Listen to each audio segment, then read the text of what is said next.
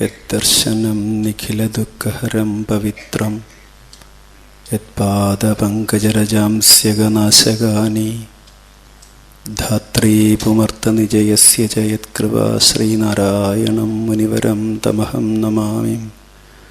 ശ്രീനാരായണം മുനിവരം തമഹം നമാമി.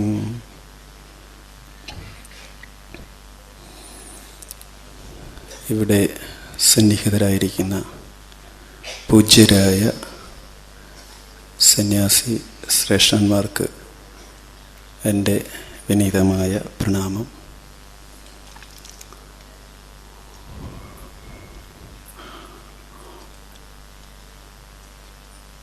ഇവിടെ ഈ തത്വകഥനം ശ്രവിക്കുന്നതിലേക്കായി എത്തിച്ചേർന്നിരിക്കുന്ന എല്ലാ സജ്ജനങ്ങൾക്കും പ്രണാമം.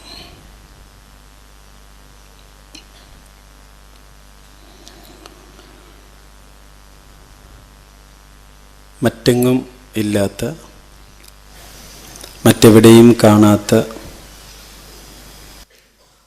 സവിശേഷമായ ശ്രദ്ധ ആകർഷിക്കുന്ന ഒന്നാണ് ഇവിടെ നടക്കുന്ന ഭാഗവത തത്വ സമീക്ഷാ സത്രം. അതിൻ്റെ ഏറ്റവും വലിയ സവിശേഷത നാനാവിധങ്ങളായ ശാസ്ത്രങ്ങളിൽ വ്യാപിച്ച് കിടക്കുന്ന തത്വത്തെ പ്രാധാന്യം കൊടുത്ത് ബോധ്യപ്പെടുത്തുവാൻ ശ്രമിക്കുന്ന ഒരു സ്ഥലമെന്ന നിലയിലാണ്. പല സ്ഥലങ്ങളിലും ഭാഗവത സത്രം നടക്കുന്നുണ്ടെങ്കിലും അതിനേക്കാൾ ഉപരി മനുഷ്യ ജീവിതത്തിന്, മനുഷ്യൻ്റെ അധ്യാത്മ പുരോഗതിക്ക് ആവശ്യം വേണ്ടതായ തത്വബോധത്തെ ഉറപ്പിക്കുന്നത് കൊണ്ട് ഈ സത്രവേദിക്ക് തന്നെ ഒരു പ്രത്യേക ചാരുത ഉള്ളത്. നമ്മുടെ ഇപ്പോഴത്തെ വിഷയം ഭഗവാന്റെ കപില മഹർഷിയുടെ അവതാര ഉദ്ദേശത്തെ കുറിച്ചാണ്.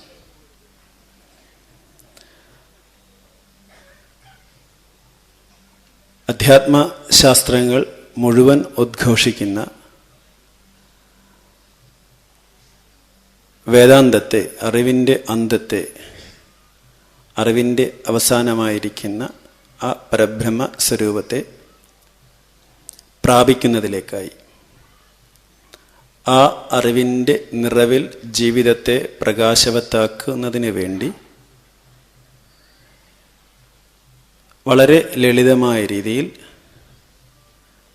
കർമ്മ, ഭക്തി, ജ്ഞാന മാർഗങ്ങളിലൂടെ സാക്ഷാത്കാരത്തിലേക്ക്, തത്വദർശനത്തിലേക്ക് നമ്മെ കൊണ്ടെത്തിക്കുന്നതിന് തീർച്ചയായും ഈ ഉപദേശങ്ങൾക്ക് കഴിയും എന്നുള്ളത് കൊണ്ട് തന്നെ ഇവിടെ എത്തിച്ചേർന്നിരിക്കുന്ന എല്ലാ ജിജ്ഞാസുക്കളായിട്ടുള്ള സജ്ജനങ്ങൾ കുറച്ച് ശ്രദ്ധയോട് ഇതോടൊപ്പം സഞ്ചരിക്കാൻ കഴിയുമെങ്കിൽ തീർച്ചയായും ഉള്ളിൽ ആ ഈശ്വര സാന്നിധ്യത്തെ അറിയുവാൻ സാധിക്കുമെന്നുള്ളതിന് തർക്കമില്ലാത്ത കാര്യമാണ്. സാധാരണ ജനങ്ങൾക്ക് ആത്മബോധം ഉണ്ടാകുവാനായിട്ട് സാക്ഷാത് ഭഗവാൻ തന്നെ അവതരിച്ചതാണ് കപില മഹർഷി. തൻ്റെ അമ്മയ്ക്ക് തത്വോപദേശം കൊടുക്കുന്ന രീതിയിലാണ് ഇതിവിടെ അവതരിപ്പിക്കുന്നത്. ഭാരതത്തിൽ മാത്രം അവകാശപ്പെടാവുന്ന ഭാരത സംസ്കാരത്തിൽ മാത്രമുള്ള ഒരു സമീപന രീതിയാണ് മാതൃത്വത്തെ പൂജിക്കുക. മാതാവിനെ ദൈവമായിട്ട് മറ്റൊരു മതങ്ങളിലും കാണുവാനില്ലാത്തതാണിത്. ഭാരതത്തിൽ വന്നതിന് ശേഷമാണ് മറ്റ് മതങ്ങളിൽ പോലും ഈ മാതൃപൂജ എന്നുള്ളത് വന്നിരിക്കുന്നത്. ഇസ്ലാം മതത്തിൽ ഇത് കാണുവാനേ കഴിയുകയില്ല. പുരുഷൻ എന്നൊരു ദൈവം മാത്രമാണ്. അതുകൊണ്ട് തന്നെ മാതൃത്വത്തിൻ്റെതായ സരളത, നൈർമല്യം, സ്നേഹം, വിശുദ്ധി, കാരുണ്യം ഇതൊന്നും കാണുവാൻ കഴിയാത്തത് കൊണ്ട് തന്നെ തോക്കിൻ്റെയും വാളിൻ്റെയും ഒക്കെ വെളിച്ചത്തിൽ അതിൻ്റെയൊക്കെ അടിത്തറയിൽ മതത്തിന് നിലനിൽപ്പുണ്ട് എന്ന് വിശ്വസിക്കുന്നതായിട്ട് മാറിയിരിക്കുന്നത് പല മതങ്ങളും. ഇവിടെ നമുക്ക് സങ്കല്പിക്കുവാൻ പോലും കഴിയാത്ത ഒരു വിചിത്രമായ ഒരവതരണ രീതി ആദ്യം തന്നെ ഭഗവാൻ അവതരിപ്പിക്കുകയാണ്. മകൻ അമ്മയ്ക്ക് തത്വോപദേശം കൊടുക്കുക. സാധാരണ അമ്മയുടെ മടിത്തട്ടിൽ ഇരുന്നു കൊണ്ട് തന്നെയാണ് മകൻ വളർച്ചയെ പ്രാപിക്കുന്നത്. ശാരീരികമായി മാത്രമല്ല, മാനസികമായി പോലും മകൻ്റെ, പുത്രൻ്റെ വളർച്ചയെ പക്വതയിലേക്ക് കൊണ്ടുവരുന്ന മാതൃത്വത്തിൻ്റെ അറിവിലൂടെയാണ്. അമ്മ പകർന്നു കൊടുക്കുന്ന ആരോഗ്യകരമായ ഭക്ഷണം മാത്രമല്ല, അമ്മയുടെ അറിവിൻ്റെ ലാളനത്തിലും കൂടിയാണ് കുഞ്ഞ് പൂർണ്ണമായൊരു വ്യക്തിത്വത്തിലേക്ക് വളർന്നു വരുന്നത്. ഇവിടെ മറിച്ച് സംഭവിക്കുന്നത് ആശ്ചര്യം തോന്നുകയാണ്. അമ്മയുടെ അറിവില്ലായ്മയെ ദൂരീകരിക്കുവാൻ മകൻ തയ്യാറാകുന്നു. അമ്മ ശിഷ്യയായി മകൻ്റെ ഉപദേശം കേൾക്കുവാൻ അടുത്തിരിക്കുന്നു. ഒരമ്മയ്ക്ക് കിട്ടാവുന്ന ഏറ്റവും വലിയ ഒരു ഭാഗ്യം, ഒരമ്മയുടെ ഹൃദയം യഥാർത്ഥത്തിൽ നിറഞ്ഞു തുളുമ്പുന്നത് മകൻ പരിപൂർണതയിലേക്ക് വരുമ്പോഴാണ്. ഭൗതികമായ വസ്തുക്കളെ എന്തൊക്കെ നേടിയാലും ഒരു മകൻ്റെ ഹൃദയദാരിദ്ര്യത്തെ മനസ്സിലാക്കാൻ കഴിയുന്ന ഒരു മാതാവിന് തീർച്ചയായും അതിനേക്കാൾ മൂല്യവത്തായ അധ്യാത്മ സംസ്കാരത്തെ, ആ സംസ്കാരത്തിലൂടെ മകൻ പൂർണ്ണതയെ പ്രാപിക്കുമ്പോൾ ഉണ്ടാകുന്ന ലോകശാന്തി തിരിച്ചറിയാൻ കഴിയുന്ന ആ മാതാവിന് അഭിമാനിക്കാനാവും. അതാണ് ഇവിടെ സംഭവിക്കുന്നത്. തൻ്റെ മകനിൽ നിന്ന് തത്വോപദേശത്തെ സ്വീകരിക്കുന്ന ഒരു രീതി, ഇത് ഞാൻ ആരംഭത്തിൽ സൂചിപ്പിച്ചതുപോലെ ഭാരതത്തിന് മാത്രം അവകാശപ്പെടാവുന്ന ഒരു അമൂല്യമായ സംസ്കൃതിയാണിത്. പ്രത്യേകിച്ച് അമ്മ സംബോധന ചെയ്യുകയാണ്, പ്രഭോ. തൻ്റെ മകനെ പ്രഭോ എന്ന് വിളിച്ചുകൊണ്ട് അമ്മയുടെ ആത്മദാഹത്തെ, ജ്ഞാനദാഹത്തെ ശമിപ്പിക്കുവാനുള്ള ആദ്യമായിട്ടുള്ള അമ്മയുടെ ഉച്ചാരണം തന്നെ പ്രഭോ എന്ന് വിളിക്കാൻ. പ്രത്യേകിച്ച് അമ്മയ്ക്ക് അറിയാം ഈ കഥയിൽ, ഇത് ഭാഗവതം വായിച്ചു പോകുമ്പോൾ മനസ്സിലാക്കാൻ ഭഗവാൻ തന്നെ ആണ് വന്ന് അവതരിച്ചിരിക്കുന്നത് അറിയാവുന്നത് കൊണ്ട് തന്നെയാണ് അമ്മ വിളിക്കുന്നത്, അല്ലയോ പ്രഭവൻ. എല്ലാ മക്കളും ഈശ്വരാവതാരം തന്നെയാണ്. ഈശ്വരാവതാരമായിട്ട് തന്നെയാണ് എല്ലാ മക്കളെയും വളർത്തിക്കൊണ്ട് വരേണ്ടത് എന്നുള്ള ഒരു ഉദ്ബോധനം കൂടെ ഇതിൽ ഒളിഞ്ഞിരിക്കുന്നുണ്ട്. എല്ലാ മക്കളെയും ഈശ്വര അവതാരമായിട്ട് തന്നെയാണ് ഒരമ്മ വളർത്തിക്കൊണ്ടു വരേണ്ടതെന്ന ഒരു തത്വരഹസ്യം ഇതിൽ ഒളിപ്പിച്ചു വെച്ചുകൊണ്ടാണ് ഇത് കടന്നു പോകുന്നത്.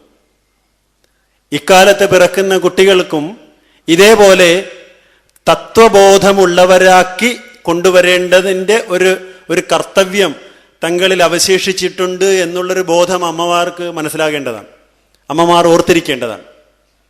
വെറുതെ മാർക്കറ്റിൽ കിട്ടുന്ന കുഞ്ഞിനെ സൗന്ദര്യവത്താക്കുന്ന, ഏറ്റവും നല്ല സൗന്ദര്യമുള്ളവളും സൗന്ദര്യമുള്ളവനുമാക്കി മാറ്റുന്ന ഉപഭോഗ വസ്തുക്കൾ മാത്രമല്ല അമ്മ പകർന്നു കൊടുക്കേണ്ടത്.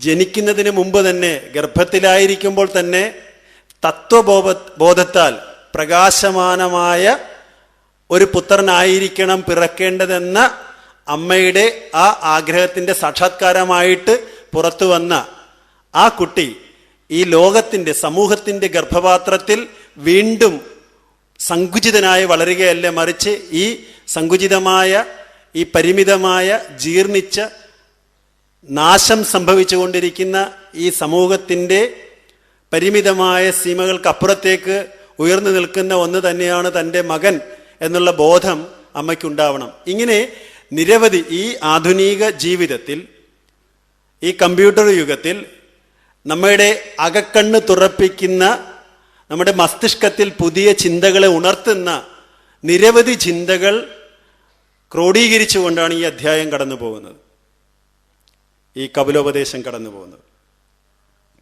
ജ്ഞാനസൂര്യനായിട്ട് അങ്ങനെ ഉപദേശിച്ചാലും,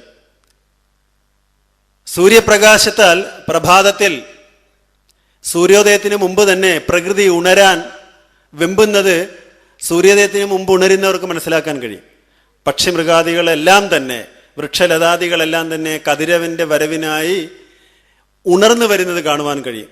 അതുപോലെ മകന്റെ സാമീപ്യത്താൽ തൻ്റെ ഉള്ളിലെ അജ്ഞാനത്തിൻ്റെ കെട്ടുകൾ മുഴുവൻ പൊട്ടിപ്പോകുന്നതായിട്ട് അനുഭവം ഉണ്ടാകുന്നത് കൊണ്ട് തന്നെയാണ് അമ്മ ജ്ഞാനസൂര്യനായി ഇരുന്നു കൊണ്ട് അവിടെ നിന്നെ ഉപദേശിച്ചാലും എന്ന് പറയുന്നത്.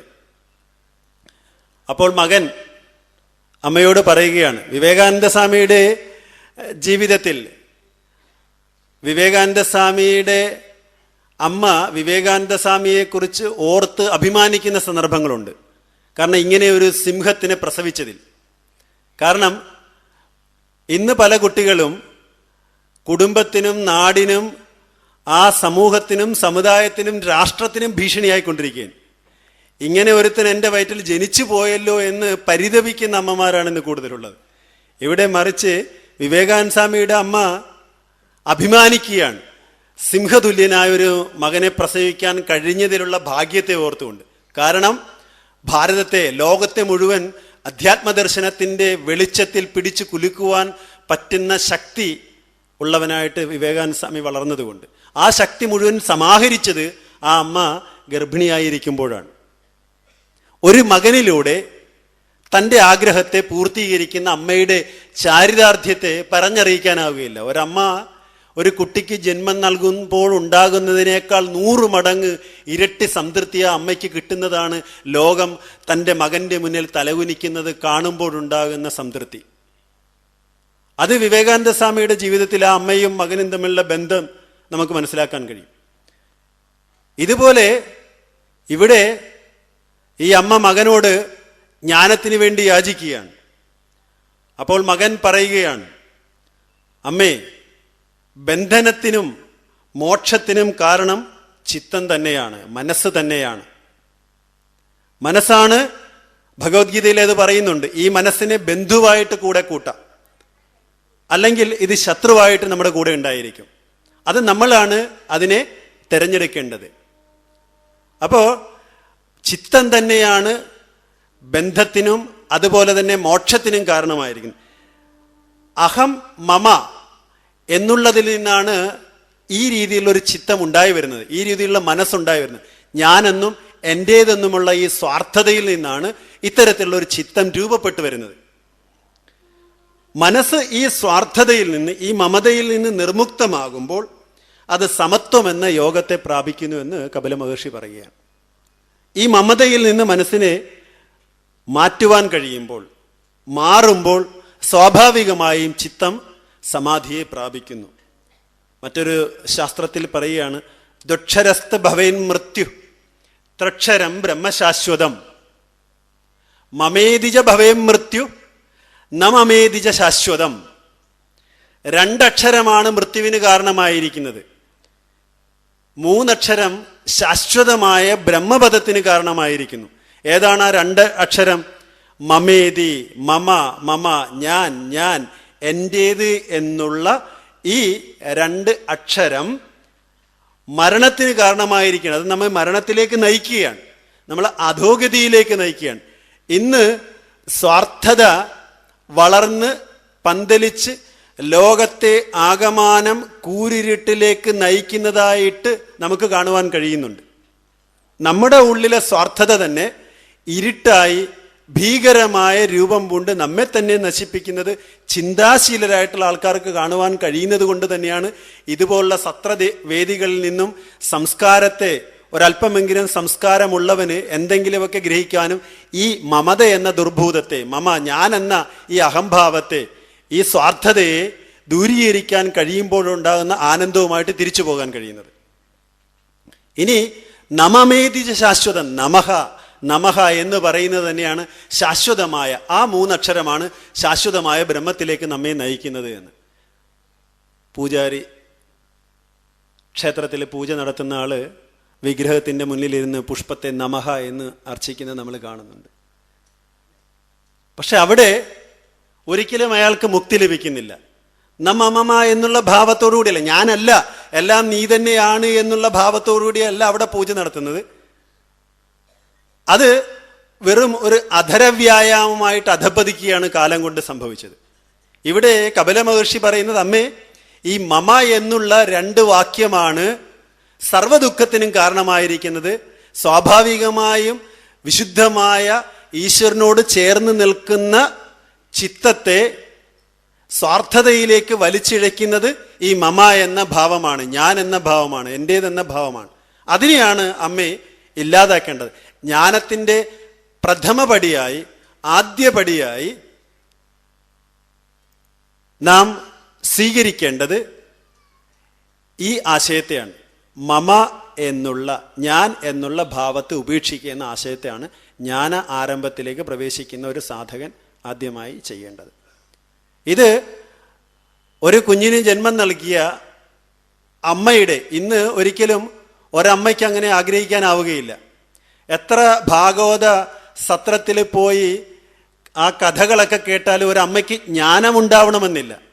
പക്ഷേ കുഞ്ഞിൻ്റെ മുഖം ഈശ്വരതുല്യമായി പ്രകാശിക്കുന്നത് കാണുമ്പോൾ ഉള്ളിൽ നിറഞ്ഞു തുളുമ്പുന്ന സ്നേഹത്തിനപ്പുറത്ത് വിശുദ്ധമായ ചില സങ്കല്പങ്ങൾ ഉള്ളിൽ ഉണരണമെങ്കിൽ ഗർഭത്തിലായിരിക്കുമ്പോഴേ ജ്ഞാനത്തിൻ്റെ വിത്തുകൾ അല്പാൽപമായിട്ട്, അല്ലെങ്കിൽ ജ്ഞാനമാകുന്ന അമൃത് അല്പാൽപമായിട്ട് പകർന്നു കൊടുത്തിട്ടുണ്ട് എന്ന അമ്മയ്ക്ക് ബോധമുണ്ടെങ്കിൽ തീർച്ചയായിട്ടും ഈ കുഞ്ഞ് കുടുംബത്തിൻ്റെ അധമമായ സംസ്കാരത്തെ മാത്രമല്ല സമൂഹത്തിൽ നിലനിൽക്കുന്ന എല്ലാ ദുരാചാരങ്ങളെയും ദൂരീകരിക്കുന്ന ഒന്നായിട്ട് മാറുമെന്ന അമ്മയ്ക്ക് വിശ്വസിക്കാൻ കഴിയും, കാണുവാൻ കഴിയും. അതുകൊണ്ട് തന്നെ ആ അമ്മ തൻ്റെ ശിശുവിൻ്റെ പാദത്തിൽ നമസ്കരിക്കാൻ തയ്യാറാവുക തന്നെ ചെയ്യും. കാരണം ശിശു 2 അർത്ഥത്തിലും, ഒന്ന്, ശിശു സ്വതവേ തന്നെ ഈശ്വര തുല്യനാണ്. 2ാമത് അത്തരത്തിലുള്ളൊരു സംസ്കാരം ഉണ്ട് എന്ന് അറിഞ്ഞുകൊണ്ടുള്ള ഒരു നമസ്കാരം. ഈ 2 അർത്ഥത്തിലും കുഞ്ഞിനെ അമ്മയ്ക്ക് നമസ്കരിക്കുന്നുണ്ട്, വിരോധമൊന്നുമില്ല. അതിനാൽ ഇവിടെ ഈ മമതയെ ഉപേക്ഷിച്ചിട്ട് മമതയെ വെടിഞ്ഞിട്ടുള്ള സത്തുക്കളെ, സജ്ജനങ്ങളെ പരിചരിക്കുന്നതിലൂടെയും ഇത് അമ്മയ്ക്ക് ലഭിക്കും എന്ന് ഭഗവാൻ പറഞ്ഞു കൊടുക്കുകയാണ്. സത്തുക്കളെ പരിചരിക്കുക, സന്യാസിമാരായിട്ടുള്ള, ജ്ഞാനം നേടിയിട്ടുള്ള, ജ്ഞാനമാർഗത്തിലൂടെ സഞ്ചരിക്കുന്ന സാധകന്മാരായിട്ടുള്ള ബ്രഹ്മചാരികളെയും സന്യാസിമാരെയും പരിചരിക്കുന്നതിലൂടെ ഈ ചിത്തത്തെ നേടിയെടുക്കാനാവും എന്നുകൂടെ അദ്ദേഹം കൂട്ടിച്ചേർക്കുകയാണ്. മോക്ഷമാർഗത്തിലേക്ക് വേണ്ട ശ്രദ്ധയും പ്രേമവും ക്രമേണ ഉണ്ടായി വരികയാണ്. വൈരാഗ്യപൂർണമായൊരു ജ്ഞാനത്തെ പ്രാപിക്കുന്നതിന് വേണ്ടി ആദ്യപടി എന്ന നിലയിൽ നമ്മുടെ ഉള്ളിലുള്ള ഈ മമതയെ ഇല്ലാതാക്കാനാവും. ഇന്ന് സമൂഹത്തിൽ എന്താണ് സംഭവിക്കുന്നത്, എന്താണ് സമൂഹത്തിൽ നടക്കുന്നതെന്ന് അറിഞ്ഞുകൂടാത്തവരാണ് ബഹുഭൂരിപക്ഷം വരുന്ന ജനങ്ങളും. ഇന്ന് ഗംഗോത്രിയിൽ പോകുന്നതിന് വാഹന സൗകര്യമുണ്ട്. ഗോമുഖിയിലേക്ക് പോകാൻ വാഹന സൗകര്യമില്ല.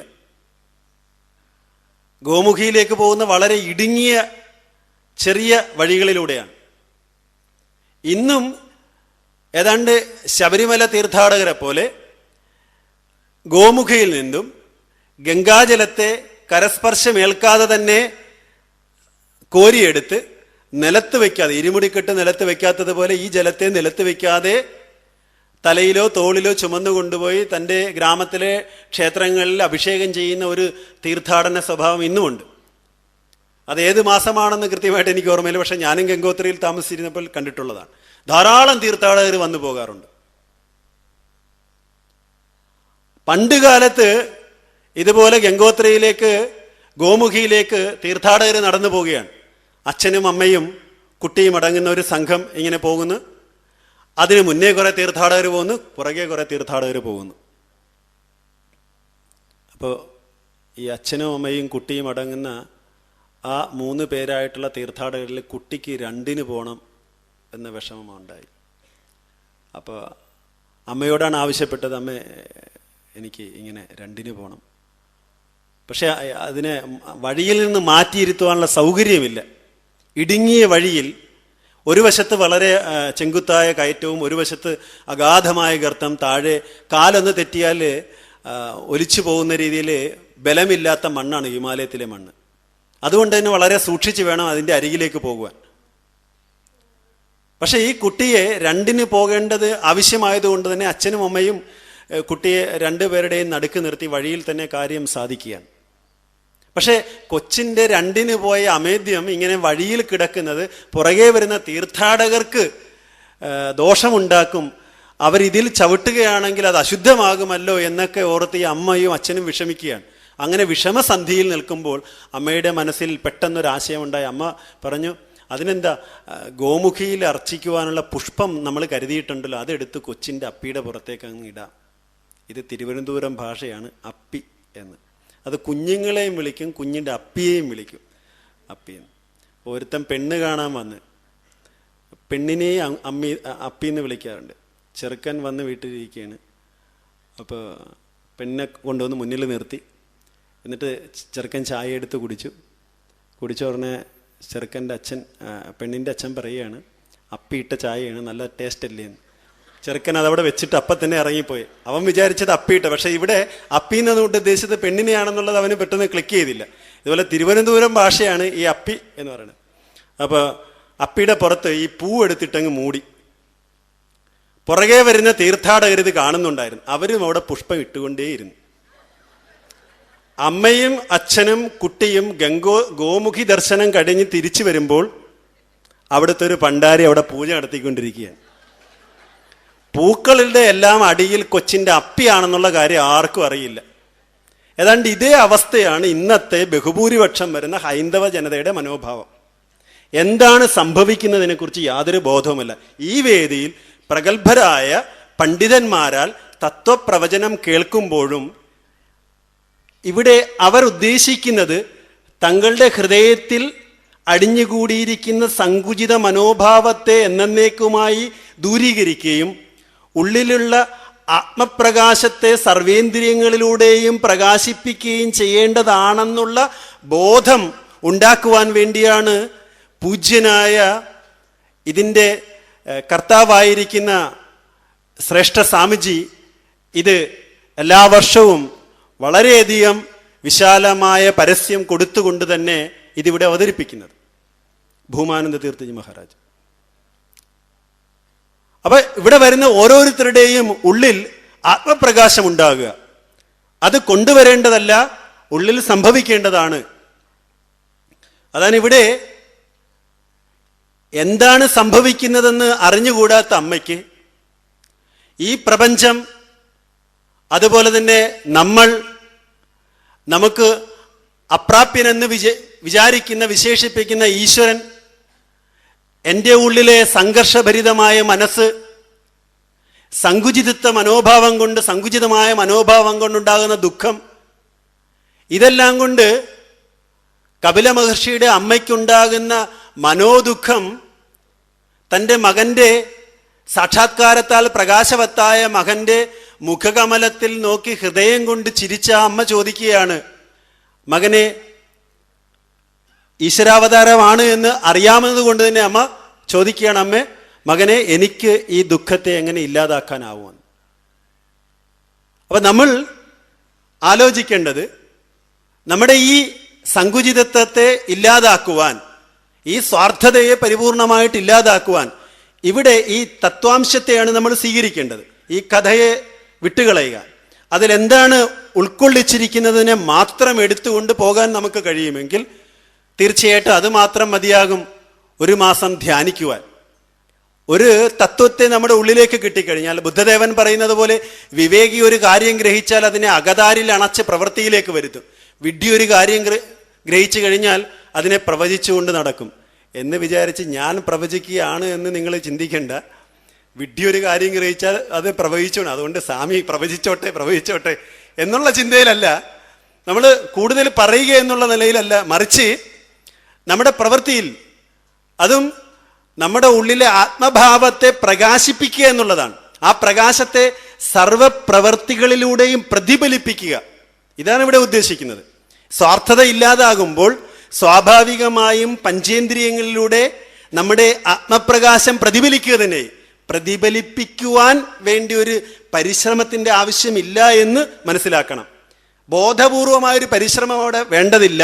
എപ്പോഴാണോ ഈ സ്വാർത്ഥത ഇല്ലാതാകുന്നത്, അല്ലയോ അമ്മേ, എപ്പോഴാണോ ഹൃദയത്തിൽ നീ മമത ബന്ധമില്ലാതായിത്തീരുന്നത്, അപ്പം സ്വാഭാവികമായിട്ടും ചിത്തം പ്രസന്നമാകുകയും തദ്വാര ചിത്തത്തിലൂടെ ആത്മാവിന്റെ പ്രകാശം ഇന്ദ്രിയങ്ങളിലൂടെ വിഷയങ്ങളിലേക്ക് വരികയും ചെയ്യും. അങ്ങനെ വിഷയബന്ധത്തോടുകൂടി ഇന്ദ്രിയം നിൽക്കുമ്പോഴും അവിടെ അയാൾക്ക് ദുഃഖമില്ലാത്ത, നിസ്സംഗമായ, സംഘമില്ലാത്ത ഒരു ചിത്തത്തോടുകൂടി ജീവിക്കുവാൻ കഴിയുക എന്നുള്ള മഹത്തായ ഒരു ആശയം ഈ ആദ്യത്തെ ഉപദേശത്തിൽ തന്നെ അടങ്ങിയിരിക്കുകയാണ്. മമതയെ ഇല്ലാതാക്കുക എന്നത്. അടുത്തതായിട്ട് ചോദിക്കുകയാണ്, അമ്മ തന്നെ ചോദിക്കാൻ, മകനെ, സാധാരണ രീതിയിൽ ഇന്ന് നമുക്കറിയാം, ഇന്ന് ഭക്തരെന്ന് വിചാരിക്കുന്നവര് ഒരിക്കലും ഭക്തരല്ല. അങ്ങനെ വിചാരിക്കുന്നവർ ഭക്തരല്ല. അങ്ങനെ ഇവൻ ഭക്തനാണെന്ന് ആരെങ്കിലും വിചാരിക്കുന്നുണ്ടെങ്കിൽ അങ്ങനെ അവനും ഭക്തനല്ല. കാരണം ഇന്ന് നമുക്ക് ശരിയായ ഭക്തി നമ്മളിൽ നിന്നും വിട്ടുപോയിരിക്കുകയാണ്. ഇവിടെ അമ്മയുടെ ചോദ്യത്തിനായിട്ട് പറയാണ്, ഭക്തിയെക്കുറിച്ച്, ശരിയായ ഭക്തിയുടെ വിവരത്തെക്കുറിച്ച് ഞാൻ പറഞ്ഞു തരാം. അപ്പം അമ്മ ചോദിക്കുകയാണ്, ഭക്തിയുടെ സ്വരൂപം എന്താണ് കുഞ്ഞെ? മോക്ഷം എങ്ങനെയാണ് ലഭിക്കുക? സ്ത്രീയായ എനിക്കതിന് കഴിയുമോ? ഇതൊരു പ്രസക്തമായ ചോദ്യമാണ്. ഇന്നത്തെ ആധുനിക യുഗത്തിൽ വളരെയേറെ ശ്രദ്ധ ആകർഷിക്കുന്ന, വളരെയേറെ ചിന്തിക്കേണ്ട ഒരു കാര്യമാണ്, സ്ത്രീയായ എനിക്ക് കഴിയുമോ? സ്ത്രീകളെ വിശുദ്ധ സ്ഥലങ്ങളിൽ കയറ്റാൻ പോലും പറ്റാത്ത മതം ഇന്ന് ലോകത്തുണ്ട്. സ്ത്രീകൾക്ക് അർഹമല്ല. അയാൺ എന്ന് പറയുന്ന ഒരു സ്ത്രീയുടെ, സോമാലിയയിൽ ജനിച്ച ഒരു പെൺകുട്ടിയുടെ അവിശ്വാസി എന്ന പുസ്തകം ഈ കറണ്ട് ബുക്സ് പ്രസിദ്ധീകരിച്ചിട്ടുണ്ട്. മുസ്ലിം സമുദായത്തിൽ ജനിച്ച അയാൻ എന്ന് പറയുന്ന പെൺകുട്ടിയുടെ വിശ്വാസി അല്ലാതെ ജീവിച്ചു വരുന്നു. അവളുടെ ജീവിതത്തിൽ മതം പകർന്നു കൊടുത്ത സ്വാതന്ത്ര്യമില്ലായ്മയുടെ വിഷമം മുഴുവൻ അറിഞ്ഞുകൊണ്ട് അവൾ പോളണ്ടിലേക്ക് രക്ഷപ്പെട്ടതിൻ്റെ ചരിത്രം മുഴുവൻ. ഇവിടെ അമ്മ ചോദിക്കുകയാണ്, സ്ത്രീയായ എനിക്കതിന് കഴിയുമോ?